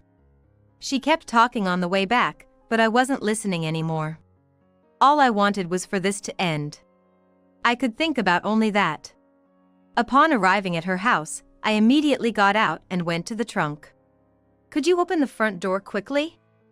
Otherwise, I'm leaving everything right here in front of the door. When I got out of the car and said that, my mother-in-law was making a fuss, probably worried about her belongings being left at the front door. She quietly opened the sliding door at the back and got out, and then... Oh no! It hurts! There was a loud noise, followed by my mother-in-law's voice raising a commotion. Wondering what had happened, I walked around to the back of the car and saw my mother-in-law sitting on the ground. It hurts, it hurts. Approaching her, I saw the open door, my mother-in-law sitting on the ground, and the contents of her bag scattered around. Did you fall while getting out? It's this car! The door! It trapped my foot! I think it's broken. It must be out of frustration. She was lashing out. But this car's automatic sliding door comes with a pinch prevention feature that reverses the door if it detects an obstacle during closing. The fact that the door is open means she either fell out of the car or closed the door too quickly while getting out and almost got trapped. Sitting and yelling, she might indeed have hurt herself, but it's likely due to her own carelessness. It hurts. Hey, dumb wife. An ambulance. Even in such a situation, my mother-in-law's foul language is unbearable. Always calling me a dumb wife. If she's going to keep saying that, maybe I really should act like the dumb wife she claims I am. An ambulance, right? An ambulance. You heard me, dumb wife. Wee-oh. What? Wee-oh. I decided to fully embrace the role of dumb wife. She only said ambulance. Not call an ambulance. So, I just kept imitating ambulance sounds. Stop it. Wee-oh. Enough. That's it. My mother-in-law managed to grab her phone that had rolled out of her bag and called the fire department herself to summon an ambulance. I continued making ambulance sounds until it arrived, amusing myself with the bewildered look on my mother-in-law's face. After a few minutes, the ambulance arrived. My mother-in-law was still unable to move, so the paramedics examined her and then transported her into the ambulance with her right ankle stabilized. Should I come along? I don't need an idiot like you, obviously. She was still yelling, and the paramedics were trying to calm her down. Not that I had any intention of joining her. Are you a family member? One of the paramedics asked me. It seems the hospital she'll be taken to has been decided. She's my mother-in-law. I'll follow in my car to the hospital. Understood. Please go to this hospital. I was handed a note with the name of the hospital written on it. It's a general hospital about a 20-minute drive from here. After seeing off the ambulance, I decided to contact my father-in-law and Andrew before heading out. Both were just finishing work and said they would head directly to the hospital. The hospital is near where my father-in-law works, and for Andrew, it's just a quick stop on his way home from the office. I guess we'll talk when everyone's together. Muttering to myself, I got into my car. When I arrived at the hospital and was shown to the treatment room by the hospital staff, there were my mother-in-law with her right ankle firmly stabilized, my father-in-law, and Andrew, all together. How terrible to get my leg caught in the door. As soon as she saw me, my mother-in-law, sitting on the treatment bed with her legs stretched out, started ranting. Yet, with my father-in-law and Andrew present, her tirade was less than half its usual force. Excuse me? It's a fracture. You're responsible for it. I had anticipated something like this, but I didn't expect her to start accusing me in front of my father-in-law and Andrew. Does she really believe her assertion that I caused her injury will be taken seriously? Looking at Andrew, he sighed deeply before speaking. It's a hairline fracture. She put her full weight on her ankle and twisted it. It's because of her. That woman trapped my leg in the door. It's a stress fracture because of you. Mom, you twisted your own ankle. That's why you got hurt. My mother-in-law interrupts Andrew's explanation with her own high-pitched complaints. Twisting her ankle means she probably failed to exit the car properly and fell. Why are you trying to blame me? Because you're bullying your mother-in-law.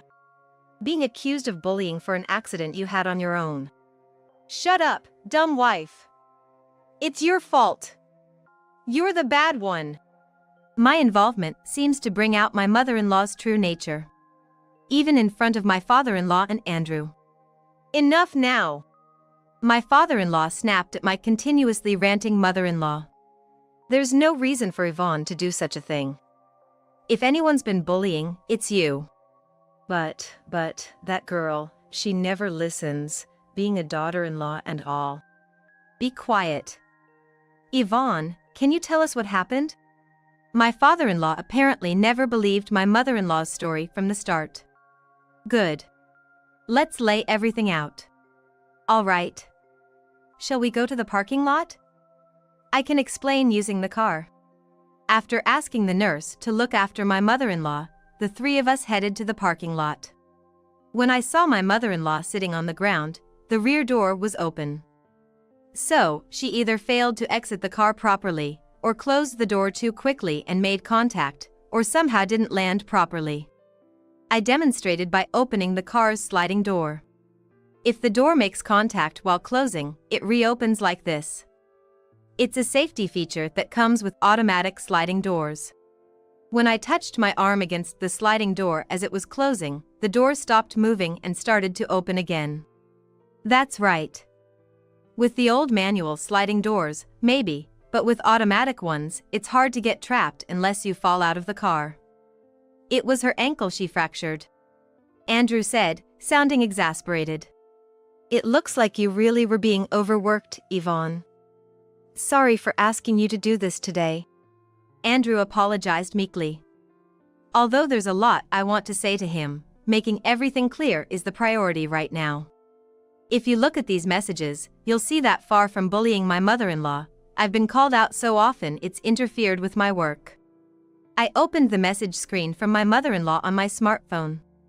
As my father-in-law and Andrew peered over, I scrolled through past messages slowly for them to see. Listed were messages like, bring the car, buy this, clean the yard, dumb wife, and other insults. What's all this? It might have been a shock for my father-in-law. He muttered, looking stunned. Andrew, seeing the messages for the first time, was silent, his expression one of surprise. By the way, I was carrying bags today too, but didn't have time to unload them from the car, so here's what was bought. I opened the trunk to show the packed items inside. It was filled with bags. Many of which were large items, including brand-name goods and jewelry. Let's go back. After thoroughly checking the items, my father-in-law turned on his heel. Andrew and I followed him back to the treatment room. Where did she get the money to shop like this? Upon entering the room, my father-in-law immediately started questioning my mother-in-law. Overwhelmed by his serious demeanor, she seemed pressured. The card. A card? You used the family card I gave you? Well, there was this ad for a card that you can withdraw money with. At first, I wondered what she was talking about, but then it clicked when she mentioned the ad and a card you can withdraw money with. My father-in-law seemed to realize it too. You didn't take out a loan with a credit card, did you? Just a little at a time, I thought I could pay it back. How much did you borrow? No, more importantly, why would you do such a thing? I suspected it was a considerable amount. Given her extravagant shopping sprees. I had thought my father-in-law was making good money, but I never imagined it was like this. But. My mother-in-law stammered, clearly flustered. It was all about showing off to me, wasn't it? I figured she hadn't logically thought through her actions enough to explain them herself. So, I decided to explain. You often said, if you don't have nice things, it shows your status. Maybe you wanted to flaunt that you could buy things I couldn't afford, to feel superior. Insisting on shopping but not buying anything would have hurt your pride. At my words, my mother-in-law opened her mouth to retort but seemed unable to find the words, her face twisting in frustration. Meaning, I was probably right. What are you doing? My father-in-law's feeble murmur echoed in the treatment room. My mother-in-law, with her shoulders slumped and head bowed, didn't utter a word. About a month after the injury, my mother-in-law was able to walk again, and after that, she started working at a factory with an employee dormitory. Regarding her debt, my father-in-law decided to pay it off in one lump sum on her behalf, on the condition that she would work to pay back the amount. It was a job found through a contact of my father-in-law's, and the plan was for her to live in the employee residential unit while repaying the debt from her salary, minus necessary expenses. If she refused, she'd have to repay on her own. Moreover, after stating that he would file for divorce if she didn't comply, my mother-in-law agreed. It's unclear how long it will take her to finish repaying, but during this time, she's required to live in the company housing, my father-in-law said. He hopes she will reform while working, but if not, he's decided on divorce. What will happen when my mother-in-law finishes repaying and returns, I can't say for sure. For now, she occasionally calls Andrew to complain, which doesn't give me much hope. Andrew either lectures her or doesn't answer the phone at all, but it seems like a significant stress for my mother-in-law, who has never really worked before. She does nothing but complain about how hard, tired, and unwilling she is to endure this, and how much she hates everything. As for our relationship, which once teetered on the brink of divorce, after returning home from the hospital, Andrew knelt down and apologized to me. It was the first time I'd ever seen someone prostrate themselves in apology, and even more shockingly, Andrew was crying with snot running down his face. I never thought Mom could do something so terrible. And yet, I forced you to listen to her, not realizing how much you hated it. I'm truly sorry. Seeing the messages from my mother-in-law made him fully understand. It seemed like tears of guilt, remorse, and empathy were overflowing. Yes, Andrew is a kind person, full of empathy and compassion. He acknowledges his mistakes and doesn't hesitate to apologize for them, even to the point of showing his tearful face while kneeling. That's why I fell in love with him. Being told to side with your mother did hurt me. I'm so sorry, really. It's okay now, I'm over it. Yvonne, I'm sorry and thank you. This ordeal has, in a way, been a valuable experience for us. We will also try to strengthen our ties once again. 2 years have passed since then, and we are living as a family of 3 in a new place. Andrew was transferred, prompting our move. Becoming a freelancer was in anticipation of this. In our new home, I became pregnant, gave birth, and am now busy with childcare. My parents came to help after the birth. Although I haven't met my father-in-law in person yet, he seemed touched when we showed him the baby over video call. As for my mother-in-law, she hasn't been able to return yet. I'm planning to resume work soon. At first, I'll start with a lighter workload and see how it goes, balancing work and childcare. But with Andrew's support, I'm looking forward to leading a fulfilling life. Wait, the electric bill is $2,000? I couldn't help but scream in shock. I had just checked the email confirming this month's electric bill and it stated $2,000. I thought it was a hallucination and checked multiple times, but it clearly stated $2,000.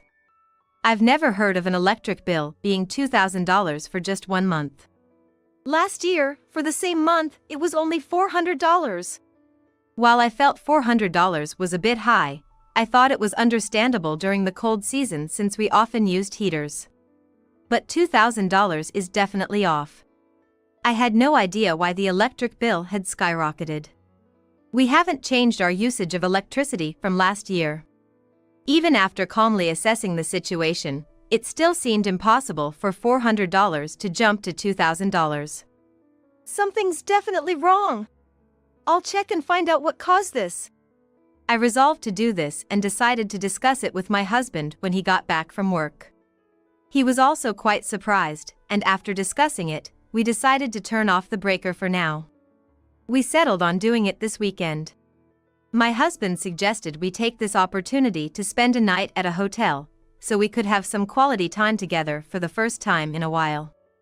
The following week, as planned, We turned off the breaker and headed to the hotel for some uninterrupted time together. Early the next morning, after leaving the inn to return home, our house door was banged on repeatedly. The knocking was so aggressive that we looked at each other in shock. And with a bad feeling, I muttered, "Who could it be? It's not them, is it?" My name is Yvonne. I'm 27 years old. And I work from home as a writer. I have a husband of the same age named Tom, and we don't have any children yet. Tom was my high school mate, and we were both in the tennis club. We were quite close back then but had lost touch after graduating from high school, with no contact at all. However, we reconnected at a high school reunion 2 years ago, which led to us going out for meals together. We reminisced about old times, of course, but we also talked a lot about our current jobs. Tom works as a banker and seems to be living a busy yet fulfilling life. Soon after, Tom confessed his feelings for me, and that's how our relationship began. Things went smoothly, and we eventually got married. Then, it was time to visit each other's parents, starting with my in-laws. It was about a 2-hour drive away. Before leaving the house that day, I checked my appearance in the mirror several times and made sure not to forget a hostess gift. The gift was a box of well-known and delicious sweets. However, since my in-laws run a restaurant, I was a bit worried whether the sophisticated palate of my parents-in-law would appreciate it. You don't have to be so nervous. You're an amazing woman, Yvonne. My parents are gonna love you for sure. Thanks. But I'm still nervous. I was grateful for Tom's attempt to ease my nerves with his bright smile, but my heartbeat remained fast. Upon arriving at the in-laws, my mother-in-law greeted us with a smile. "It's so good to have you here. Come in." Her warm welcome made me feel a bit more relaxed. After bowing deeply and exchanging greetings, we were invited inside. Handing over the sweets, my mother-in-law's face lit up with joy. "We both love this brand of sweets. Yvonne, you're so thoughtful." "I'm glad you liked it."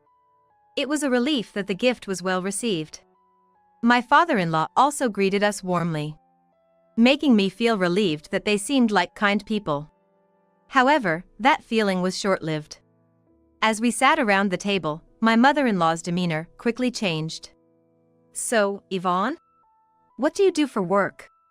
As you know, Tom is a banker. It's important that his wife has a suitable career too, right? How much do you make? And tell me about your parents. What do they do for work?" Faced with rapid-fire questions, I was a bit taken aback. Then, Tom quickly came to my defense against his mother. "Mom, what's with the sudden interrogation? That's no way to ask. It's rude to Yvonne." "Oh, it's important, isn't it?" "I just want to know what kind of person Tom's spouse is. I'm not asking out of malice." His mother replied as if it were the most natural thing in the world, with his father adding, "She's right, you know," siding with her. Tom looked at them both, shocked and at a loss for words. I whispered to him, "It's okay," and began to answer the in-laws' questions. Though they were initially skeptical about my unfamiliar job as a writer, they seemed satisfied once I mentioned my income. Both my parents are educators, so my mother-in-law was pleasantly surprised. "Oh, that's impressive." I'm relieved. On the way back, Tom apologized to me repeatedly. "I'm sorry. I can't believe my mom and dad asked you such disrespectful questions." "No, it's okay. Sure, I was surprised at first, but when you think about it, it's natural for them to be curious about who their only son is marrying. Besides, it seems like they've accepted me, so there's no problem." I reassured him with a smile, meaning every word. Although I was startled by the intrusive questions, I could understand a parent's desire to know about their child's partner, so I wasn't too bothered by it. More than anything, I was relieved that the visit to Tom's parents had gone smoothly. Later, when we visited my parents, they were quite taken with Tom. "I'm so happy Yvonne is marrying such a wonderful person," my mother said with tears in her eyes, blessing our union. Thus, having greeted each other's parents, we officially married. We rented an apartment and started our married life. Life with Tom was peaceful and smooth sailing. About a year later, Tom received a transfer order. The new location was just a 15-minute walk from his parents' house. Upon hearing this, his mother suggested we move into the second floor of an apartment they owned, which we accepted. The first floor housed the restaurant run by his parents, as well as their living quarters. Tom was concerned for me accepting his mother's proposal. Yvonne, are you really okay with this? It's not exactly living together, but having my parents right downstairs, especially since we're still newlyweds. If you're not okay with it, we can say no. Thanks for worrying, but I'm fine. It's a nice offer from your mom, and as long as I have my computer, I can work from anywhere. When I confidently answered, Tom seemed relieved. I would have been worried if we were proposed to live completely together, but since we were just living on different floors, I didn't hesitate and quickly agreed. To avoid any disputes over utility bills with the in-laws, Tom had the gas, electricity, and water systems renovated so that bills would come separately for each household. After moving in, our new life began.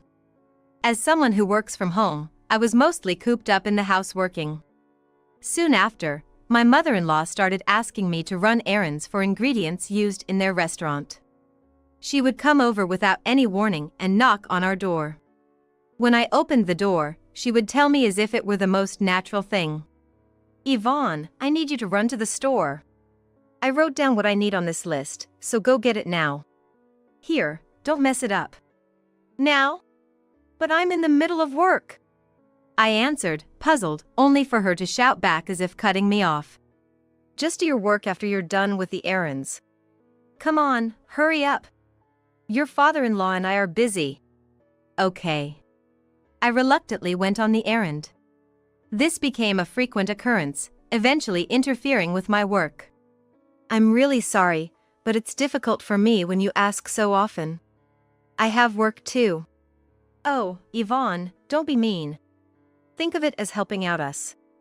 Now, off you go to the store today too. No matter how much I protested, she wouldn't listen, so I started working outside at cafes to avoid being ambushed by her. Working outside, where I didn't have to worry about unexpected visits, was much more productive. I thought living separately would prevent any issues, but I was mistaken. It looks like I might have to continue working outside. I considered talking to Tom about it, but he had just transferred and was working hard at a new branch. I didn't want to add to his worries, so I tried to handle my mother-in-law on my own. A month and a half after moving in, I had urgent work to do and decided to stay home to work, planning to firmly decline any errands if asked. Then, I received an email notification. Opening it, I found it was a notice about our electricity bill for the first month after moving. I wonder how much the electric bill is. Maybe I'll check it before I start working. Muttering this, I opened the email to check, and the amount written there made me question. Huh? The electric bill has gone up from before. It had increased by a few $100s compared to when we lived in our previous apartment. Alone in the room, staring at my smartphone, I was puzzled when there was a knock at the front door. It was my mother-in-law. I opened the door, smartphone still in hand. Oh, Yvonne's home today. That's good. You know, you've hardly been at home lately, and I've been having such a hard time with you always out. Just today, I ran out of onions and need you to go buy some right now. That's okay, right? Sorry, but I can't go today. I have urgent work to do. When I firmly declined, my mother-in-law started to make a fuss. What urgent work? You're just holding your smartphone. Were you playing games or something? Just go buy the onions quickly. A daughter-in-law should listen to her mother-in-law. I'm not playing games on my smartphone. I was looking at the electric bill. Just as I was saying this, I decided to ask her a question. I wanted to ask you something about the electric bill. It's higher than when we lived in our previous apartment. Have you noticed the electric bill going up? My question made her change her demeanor completely, furrowing her brows in concern. Yes, that's right. Our electric bill has gone up too, and it's such a hassle. It's really annoying, isn't it? I wish it could be cheaper. It costs so much just to live. It's a tough world, so sad and frustrating that it makes me want to cry. My mother-in-law dramatically pretended to cry. It seemed the electric bill at the in-laws was also on the rise, and they were having trouble with it. I see. So, it's not just our household, electric bills are going up everywhere. It's surprising how quickly they can increase. Exactly. It's not just your and Tom's place. Everyone's dealing with it. Everyone's having a hard time. My mother-in-law stated emphatically. Then, turning on her heel, well, I'll just have to buy the onions myself today. But just so you know, this is just for today. I'll let it slide just this once. See you, she said and left. After that, while still somewhat concerned about the electric bill, I realized I had to get down to work. 2.5 months had passed since we moved into the in-laws' apartment, and it was the middle of winter. As usual, to avoid being asked to run errands by my mother-in-law, I had been working at a cafe. Just as I was about to leave after finishing my work, I remembered I hadn't checked my smartphone at all. Deciding to check it there, I sat back down and opened my phone. There was one email. I had been so focused on my work that I hadn't noticed the vibration notifications for emails. The email was titled, Electric Bill Final Notice. It was the second electric bill since we moved into the in-laws' apartment. As I opened the email, remembering last month's bill was a few $100s higher than it used to be at our previous apartment, I involuntarily exclaimed upon seeing the figure written there. What, $2,000? My outcry made the other customers in the cafe look over in wonder. I quickly apologized to those around me with a sorry. The cafe was sparsely populated, with about 5 people including me, which was somewhat of a relief. After apologizing, I stared intently at the email screen and checked the amount again. It was indeed $2,000. No matter how many times I looked, it stated an electric bill of $2,000. I've never heard of an electric bill being $2,000 for 1 month. Confused, I went home to sort out the situation. When we lived in our previous apartment, the bill around this time of year averaged $400. It felt a bit high due to using heater during the cold winter months, but I thought it was unavoidable. Yet, this year, it has jumped to $2,000. It's impossible for a $400 electric bill to become $2,000. Something's definitely wrong. I need to check and find out what caused this. Determined, I decided to discuss it with Tom when he got back from work. Tom was also greatly surprised, and after discussing, we decided to turn off the breaker as an initial step. But when should we turn off the breaker? It's kind of hard to decide. As I said this, Tom made a pleasant suggestion. We haven't had a chance to spend much time together recently, so how about we go for a one-night trip this weekend? We can turn off the house's breaker then. I happily agreed to Tom's proposal, and we immediately looked for and booked a hotel. On the weekend, as planned, we turned off our house's breaker early in the morning before setting off on our short trip. After enjoying some sightseeing, we arrived at the hotel and spent a relaxing time by ourselves. Early the next morning, after leaving the hotel to return home, our house door was banged. In a manner more aggressive than we had ever experienced, making both my husband and me look at each other in shock. Who could it be? It's not them, is it? I said, feeling a bad premonition while telling Tom. Let's just go out and see. Tom said, and we opened the front door. Sure enough, my in-laws stood there with furious expressions, exactly as I had expected. Both of them had their noses turned red and were shivering. Good morning. What's going on with you two looking so red-nosed? Without any greetings, my mother-in-law started yelling. We couldn't use the electricity yesterday and couldn't turn on the heating. We thought we were going to freeze. What have you done? Turn the electricity back on right now. My father-in-law also started shouting in agreement. What if we catch a cold? We're not young anymore, Even a simple cold could be deadly. Both were visibly enraged. Before I could ask them any questions, Tom spoke up quicker. Mom, Dad, why come to our house just because you can't use electricity? It has nothing to do with us, right? Then, my in-laws suddenly fell silent.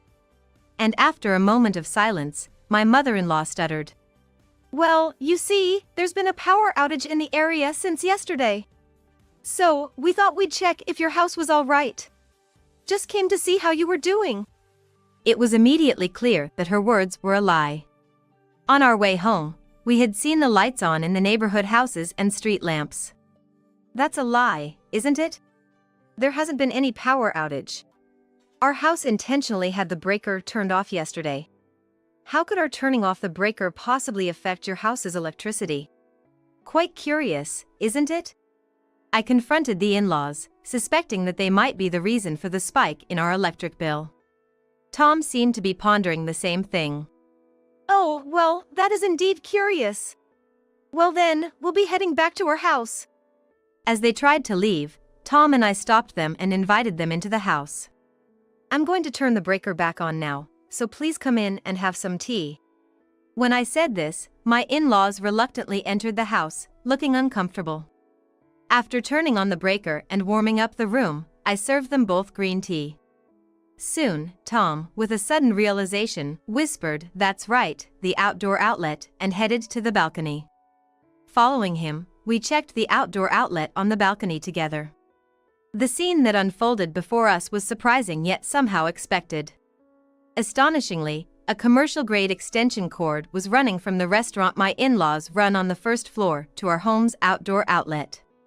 In other words, my in-laws had been using our electricity without permission. The cause of the skyrocketing electric bill was indeed my in-laws. My husband and I immediately confronted our in-laws. You've been stealing our electricity, haven't you? The high electric bill was your fault. I usually don't raise my voice like this, but I couldn't help but shout in anger. This month's bill was $2,000. Last year it was only $400, so our bill shouldn't have been much different from last year if it was just us.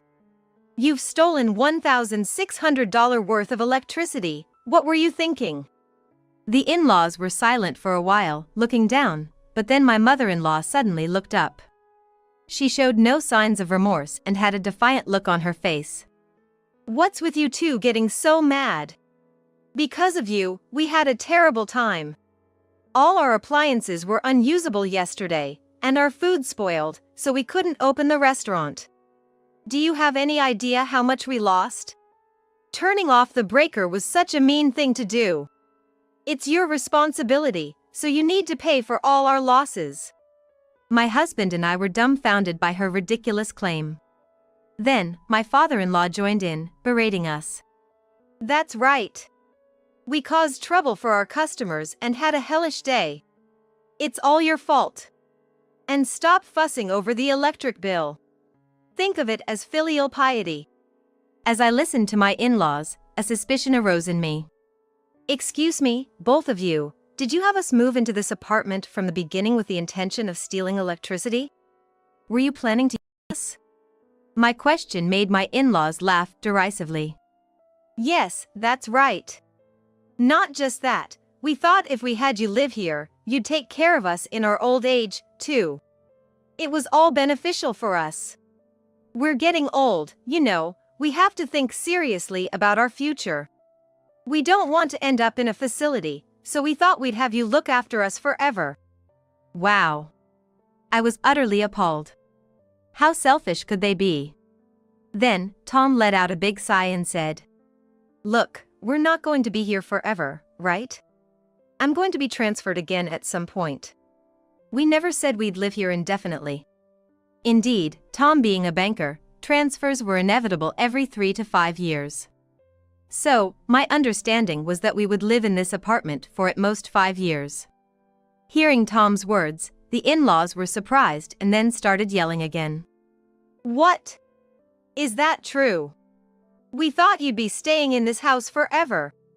If you're going to be transferred that often, you should just quit being a banker. Find a job without transfers and keep taking care of us. What? This is just ridiculous. I can't believe you too. I used to respect you, despite your quirks, for running the restaurant so hard. I thought you were parents to be proud of. But now, that feeling is gone. I can't respect you at all now, and honestly, I despise you. It's embarrassing to think you're my parents. As Tom said this, my father-in-law slammed his hand on the table and yelled, How dare you talk to your parents like that? Who do you think raised you? If you're going to say such things, give back all the money we spent on you. Do you know how much your education cost? Pay it back now. Yes, Tom. How could you say such terrible things? Your mother is heartbroken. To think my only son would grow up to say such hurtful things. Oh, how sad. My father-in-law started demanding education fees back, and my mother-in-law began to dramatically pretend to cry. Not a single tear spilled from my mother-in-law's eyes. Amid this chaotic situation, I felt dizzy and coldly told my in-laws, You two are the worst. What you're saying is nonsense. For starters, you will be paying us back for the electricity you stole. How dare you speak so insolently? Know your place as a daughter-in-law and watch your mouth. My mother-in-law, who had been feigning tears, suddenly changed her expression and shouted at me, spitting as she yelled, I've always disliked your defiant attitude. A daughter-in-law is supposed to obey her mother-in-law. Yet, you never listen. It's unthinkable for a daughter-in-law to defy her mother-in-law. A pampered daughter-in-law like you won't understand until she's been hit. My mother-in-law shouted and tried to hit me, but Tom quickly intervened. Mom, stop it. Calm down. Yvonne isn't wrong here. The fault lies with you and Dad. Please realize that. Just go home for today. Tom said this and expelled our still complaining in-laws. Yvonne, are you okay? Yes, I'm fine because Tom stopped it. But what about you, Tom? I was very worried about Tom's mental state. He discovered that his respected parents were stealing electricity and had moved us for their selfish scheme. It must have been a shock. I was shocked, but I feel more anger and disgust now. I want to get away from them as soon as possible. Let's move before any more harm comes to Yvonne. Thus, tired of my in-laws, Tom and I promptly took action. We billed my in-laws for the stolen electricity and soon moved to another apartment, choosing a place as far from my in-laws' house as possible. However, we carefully selected the location to not be too far from Tom's workplace. We settled on a property 3 train stations away from Tom's office. Of course, we did not tell my in-laws where we moved. My in-laws' already struggling restaurant lost even more customers after rumors spread that their son and daughter-in-law had fled. Additionally, unable to afford the electric bill and forced to cut back on ingredient costs, the quality of their food dropped, driving away even regular customers and eventually leading to the closure of their restaurant. Jobless, my in-laws started job hunting and managed to find work at a modest restaurant. However, they were disliked even in their new workplace for their condescending attitude and unwarranted interference. My father-in-law, once confident in his culinary skills, was devastated when a younger chef criticized his basic cooking skills. Moreover, when former regulars visited and commented that his cooking wasn't that great to begin with, he lost all his confidence. Since then, my father-in-law has become much quieter. Losing his confidence, his cooking skills further declined, and he was frequently scolded by other chefs. My mother-in-law, faced with reprimands for being slow by younger, more experienced female staff, felt alienated as she watched those around her work more efficiently, accumulating stress day by day. I actually witnessed my mother-in-law being scolded by a younger staff member when I happened to pass by my in-laws' new place of work. You still have dishes left on the table. Please clear them quickly. We can't welcome the next customers like this. I'm sorry. My mother-in-law apologized to the young staff with a lifeless voice, and I was genuinely shocked. She seemed like a completely different person from the confident and vibrant woman she used to be. Now gloomy and haggard.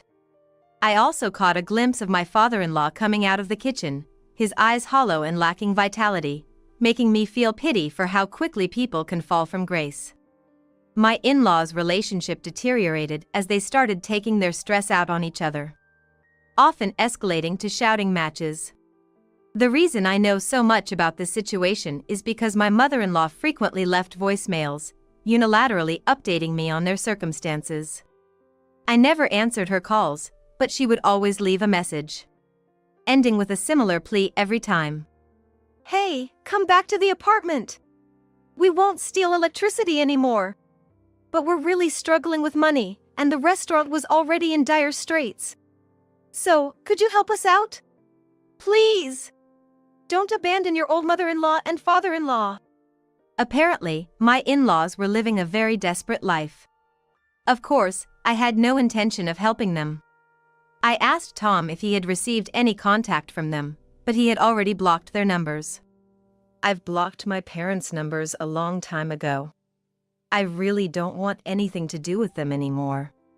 Yvonne, you should block them too. I'm sorry my parents keep causing trouble. No, Tom, you don't have to apologize. Yes, I'll block them too. Thus, we no longer received calls from my in-laws, and we continued to live our peaceful days together. After moving, our electric bill returned to its usual amount. A few months later, I happened to meet someone who lived near my in-laws and learned about their current situation.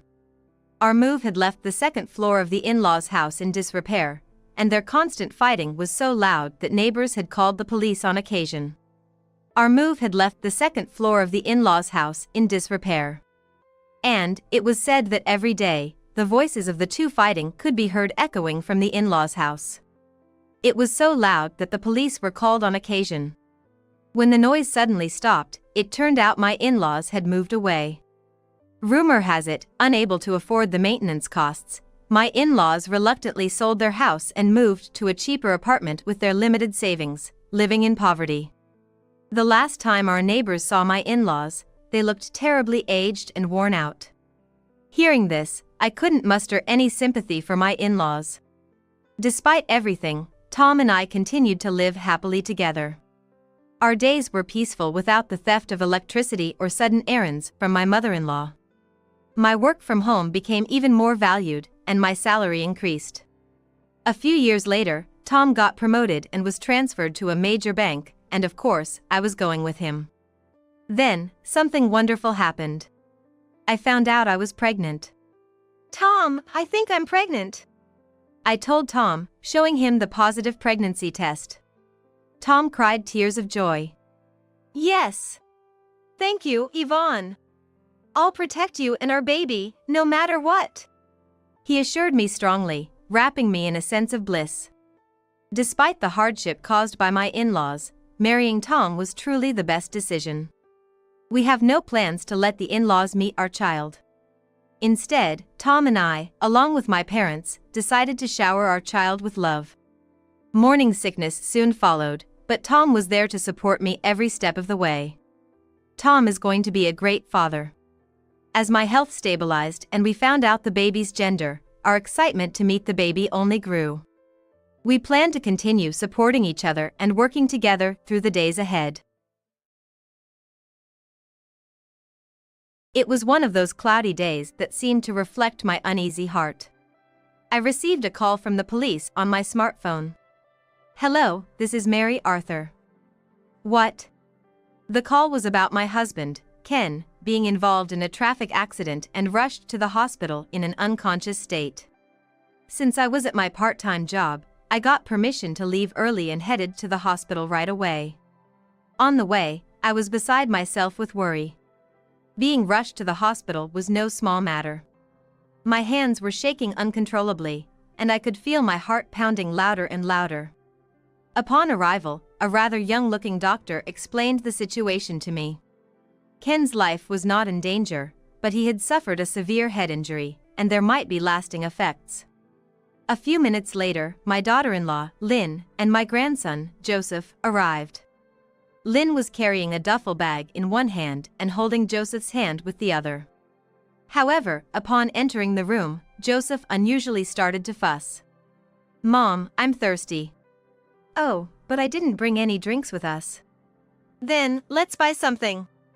As Lynn went to the store to buy a drink, Joseph slowly took an envelope out of his pocket.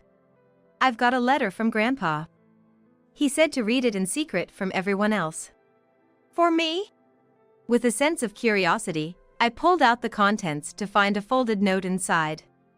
I read the words written in Ken's handwriting, but I can't understand their meaning. However, it was clear that he was trying to communicate something. Desperate for any clue, I instinctively reached for Ken's wallet before Lynn could return. I needed to check its contents quickly, my hands almost slipping in my haste. I carefully yet swiftly opened his long wallet. "My name is Mary Arthur. I'm a working housewife, working part-time about 5 days a week. Having been at the same job for about 7 years, I guess you could call me a bit of a veteran." The decision to start working part-time came after discussing what to do after Ken's retirement. Ken was a teacher and could choose to retire or continue working as a part-time lecturer upon reaching 65. Even as a part-time lecturer, the income would be less. Considering our retirement. Yes, it would be better to increase our savings a bit, wouldn't it? After that conversation, I started working at a nearby supermarket. By then, our son, Harry, had already started his job, leaving just the two of us at home. Harry had moved into an apartment close to his workplace right after graduating from college. I occasionally worried about how he was doing but remembered he was already a capable adult. There was no need to worry unnecessarily. Then one day, I received a call from Harry. "Hey, Mom. There's someone I'd like to introduce you to." Both Ken and I were surprised by this call. The woman Harry brought home was very cheerful and energetic, which made a great impression. "Nice to meet you, my name's Lynn," she said with a smile that could rival a celebrity's, blushing as she made eye contact with Harry. They were introduced by a junior at Harry's company, and it seems they hit it off right from the day they met. "I just knew she was the one the moment we met."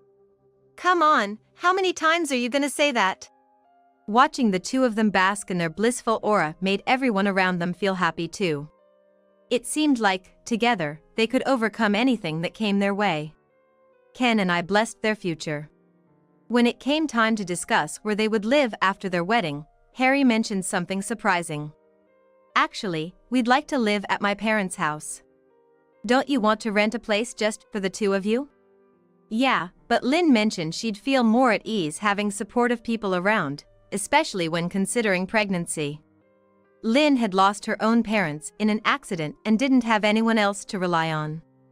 Indeed, pregnancy and childbirth come with their own set of worries. Even someone as cheerful as Lynn might have her own concerns internally.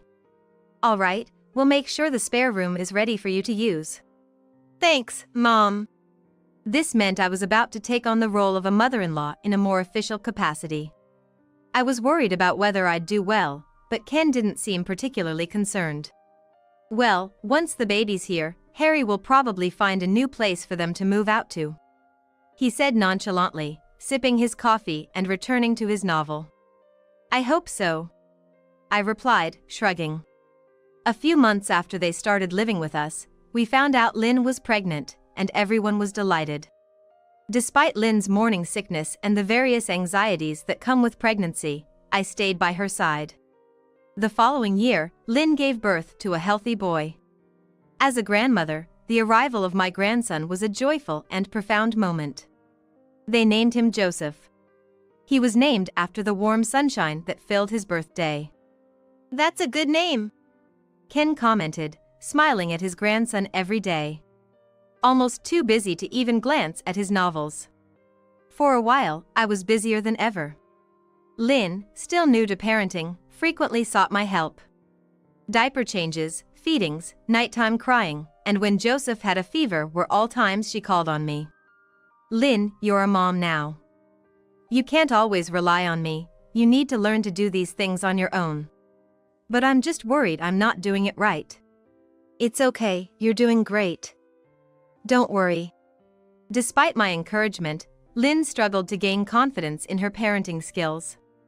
In the end, I ended up supporting Lynn with childcare much longer than expected. Because of this, I had to ask for fewer shifts at work, eventually going down to 3 days a week. A year after Joseph was born, it seemed like Lynn finally felt confident enough to handle things on her own. Mom, I'm good. I can do it by myself now. She started to say that with a smile more often. That smile truly put my mind at ease. Then, as the seasons passed and we experienced the cherry blossoms fall 4 times over, Ken and I reached our 60th birthdays, a memory fresh with celebration photos. Ken retired and started working part-time as a lecturer at the same school. Harry seemed busy, mumbling to himself as he worked on his laptop daily. A peek over his shoulder revealed complex pie charts and spreadsheets full of numbers. Don't work yourself too hard, it's bad for your health. Why don't you spend some time with Joseph? Yeah, I will, once I finish this. He said this somewhat absently, then dove back into his screen. Watching him, I couldn't help but sigh internally. Meanwhile, I found the right moment to go back to working 5 days a week, just like before. Getting back into my usual work routine, I felt like I could relax a little more.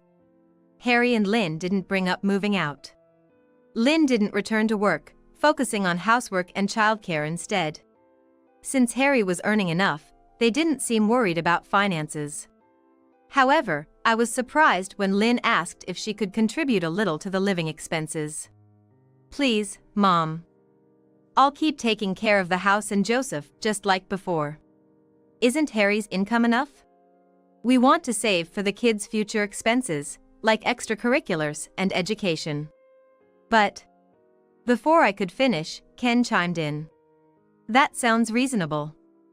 Education costs a lot these days. Coming from him, someone who's been in the field, his words carried weight.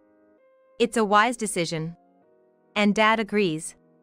Lynn added, seemingly getting Ken's approval. Reluctantly, I agreed to arrange for a little contribution towards the living expenses. When Joseph started kindergarten and 2 weeks had passed, the morning routine of him crying and refusing to put on his shoes became familiar, but Lynn seemed to struggle with it. Come on, Joseph. The bus is gonna be here any minute. No, no, no. I want to play with Grandpa. Grandpa's at work today. He's not home. I don't wanna.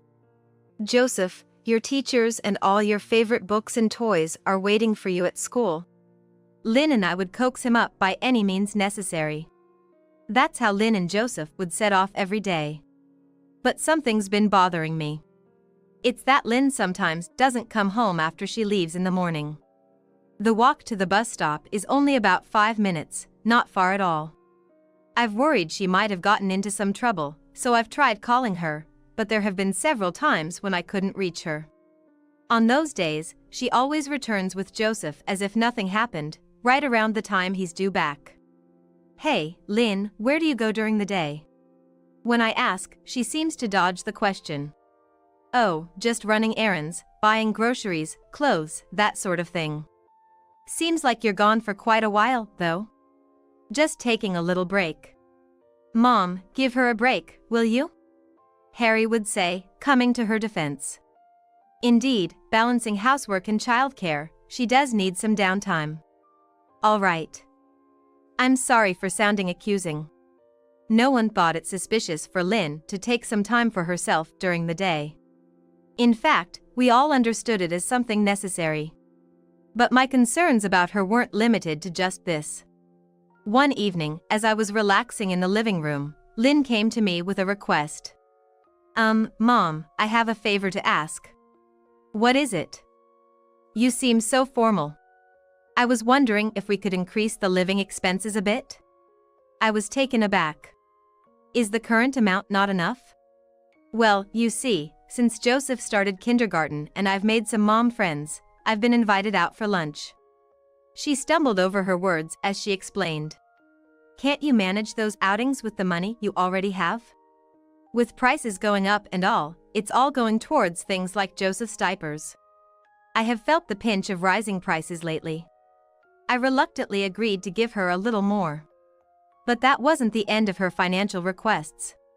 She kept finding reasons to ask for more money. What are you spending all this money on? Well, I've been shopping online. She admitted to using Harry's laptop for online shopping. She bought things impulsively to relieve stress. I suggested she find other ways to manage stress, and she seemed to listen at the time. However, a few days would pass, and she'd be asking for money again. It became a repetitive cycle, leaving me worn out from dealing with it. Lynn, you really need to think more about how you're using money. That's not true.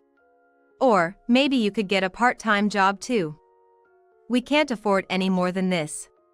When I said that, Lynn made a resigned, sad face and left the living room. After that day, her persistent requests for more living expenses stopped. Instead, I noticed something odd about Ken. He stopped reading his books and spent time in his room on the computer, working on something. When asked what he was doing, he wouldn't answer but mentioned, "Well, it's school-related stuff, and it would be problematic if someone saw it." Is that so?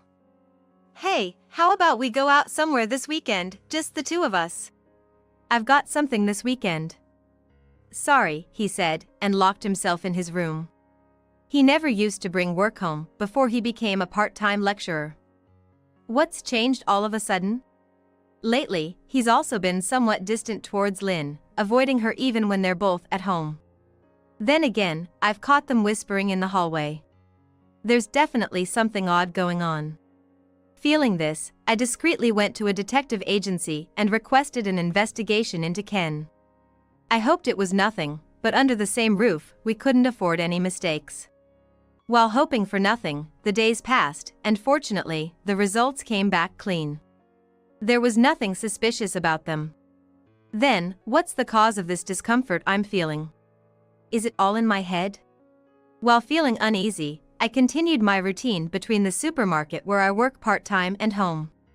It was on one of those overcast days, seemingly reflecting my unsettled heart, that I received a call from the police on my smartphone. "Hello, this is Mary Arthur." "Yes, that's right, Ken is my husband, but..." "What?" The officer on the phone spoke in a calm yet somewhat excited tone. He informed me that Ken had been in a traffic accident and was rushed to the hospital in an unconscious state. I was so shocked I could hardly comprehend what the officer was saying. The background noise on the other end of the line made me fear the worst about the accident. "Yes, I understand. Yes, I'll be there right away. Excuse me." After hanging up, I rushed to inform my manager and explained the situation. I got permission to leave early and headed to the hospital. On the way, I was beside myself with worry. Being rushed to the hospital is serious. I felt a terrible sweat down my back, and my hands and feet wouldn't stop shaking. I could feel my heart pounding louder as I arrived at the hospital. A relatively young-looking doctor briefed me. He mentioned Ken had a bruised left shoulder, but his life was not in danger. However, since he had a severe head injury, there might be lasting effects. Ken would need to stay in the hospital for a while, so I was the one who completed the admission paperwork. Maybe it'd be faster if Lynn brought his change of clothes and toothbrush. Thinking this, I quickly called Lynn to ask her to bring the necessary items. After a few rings, Lynn answered the phone. "Hello, Lynn? Ken has had an accident." "What?" "I can't hear you well." It sounded like Lynn was outside. In the background, there were noises of people talking and cars passing by. And for some reason, she seemed to be speaking in a rushed manner. "Ken's been in a traffic accident and he's been hospitalized." I raised my voice just enough not to disturb those around me. "Oh my! Hospitalized? That's terrible. So, I need you to bring some necessary stuff for hospital stay, please." "Understood." While her response felt somewhat robotic, I hung up, feeling a bit suspicious. Then, about 30 minutes later, Lynn and Joseph arrived. Lynn was carrying a duffel bag in one hand and holding Joseph's hand with the other, wearing sandals. I had finished all the paperwork by then and went out to meet them. "Grandpa's sleeping, huh? Can you say get well soon to him?" Joseph twirled his finger and lisped, "Get well soon." I hoped Ken could hear it as I watched them. Suddenly, Joseph said, "Mom, I'm thirsty." "Oh, but I didn't bring any drinks with us." "Then, buy something. Just wait." However, unusually, Joseph started to fuss about being thirsty. All right. Please wait here with Grandma." "I'm sorry, I'll just go to the store quickly." Lynn left in a hurry as if admitting defeat. "Grandma, guess what?" Joseph turned his pants pockets inside out, pulling something out. "I've got a letter from Grandpa. He said to read it secretly." "For me?" I saw it was an envelope, unsealed. Curiously, I took out the folded note inside. It was written in Ken's handwriting, "Lynn dangerous, evidence in wallet." Struggling to contain my turbulent emotions, I couldn't understand what it meant. But it was clear he was trying to communicate something. Could it mean there's evidence inside the wallet? Wallet? We normally don't look through or show each other our wallets. However, there might be a clue here. Desperate for answers, I instinctively grabbed Ken's wallet. Feeling rushed before Lynn could return, my hands almost slipped. I carefully but quickly opened his long wallet. Inside were some cash, receipts, credit cards. And among them, an SD card was tucked away. Could this be it? I pinched it between my thumb and forefinger, lifting it to eye level. Just then, I heard Lynn's footsteps returning. I quickly shoved the SD card into my jacket pocket and put Ken's wallet back. "I could only find tea, but is this okay?" "I don't need it anymore." "Oh, really?" "Oh, well, let's head back home then. Harry will be home soon." Trying to console a disappointed Lynn, we left the hospital room. That night, once the whole family was asleep, I booted up Ken's computer. I inserted the SD card to see what was on it. What could it be? Photos, videos, and some Word documents appeared on the screen. Photos? Videos? Ken wasn't the type to carry a camera or record videos regularly. It was unusual for him to have photos and videos saved like this. Without hesitation, I clicked on them. What appeared next were evidences of Lynn's affair. A strange noise escaped me, and I instinctively covered my mouth. Then I opened the Word documents. I initially thought these were diary entries by Ken, but they were something else. Upon closer inspection, they were summaries of Ken's investigation into the affair, written like a diary. What is this? I lost track of time reading through the diary. I realized this needed to be resolved quickly. Later, I called Harry to discuss something important about Lynn. "What's up, Mom?" "Something about Lynn?" He sat down at the living room table with a puzzled look. I showed him the evidence Ken had given me and told him everything. Harry was visibly shocked by the information and immediately called Lynn over. She had just finished putting the kids to bed and was dozing off herself. "Lynn, don't you have something to tell Harry and me?" "Huh?" I laid out the photos and the printed excerpts from Ken's diary on the table. "This is the evidence. You've been having an affair, haven't you?"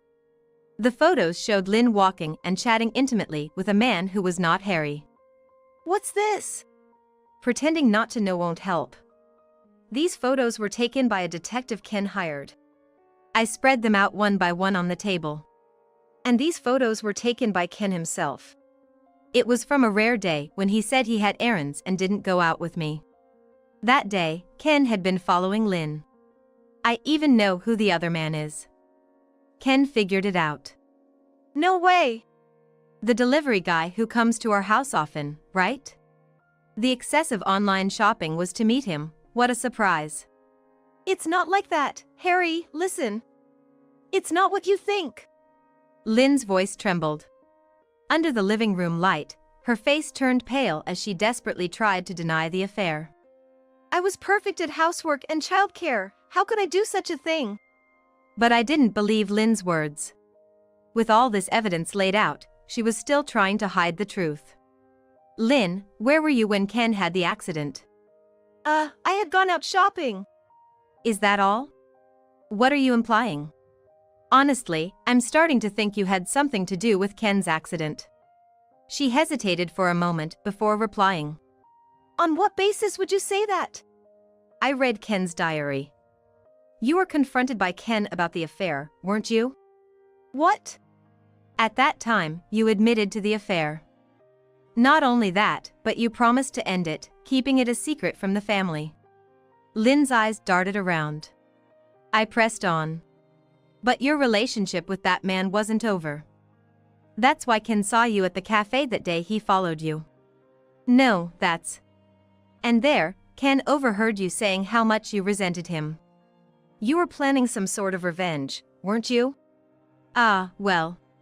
That's why Ken felt he was in danger and left behind photos, videos, and a diary. Harry nodded in understanding. So, Dad saved all that on an SD card and hid it in his wallet in case something happened to him? In his wallet?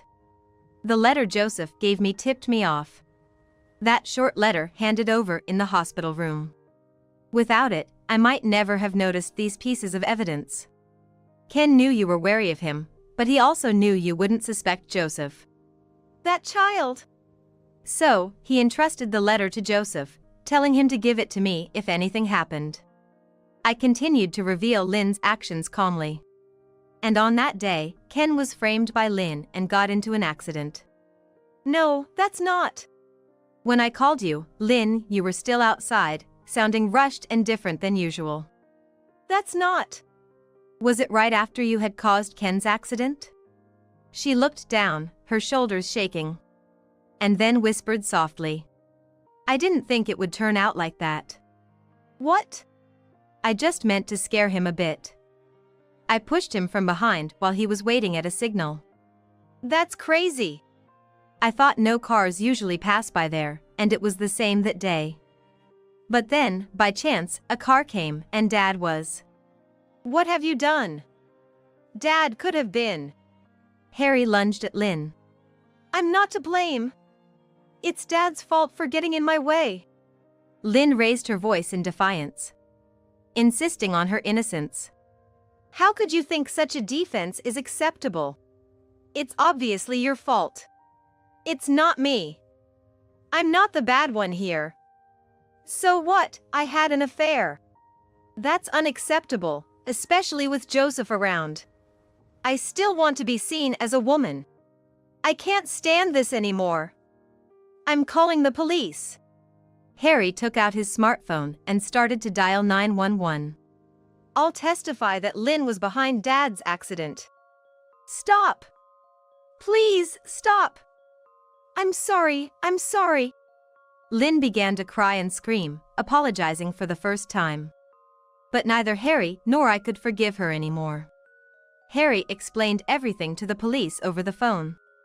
The next day, we went to the police station with Lynn.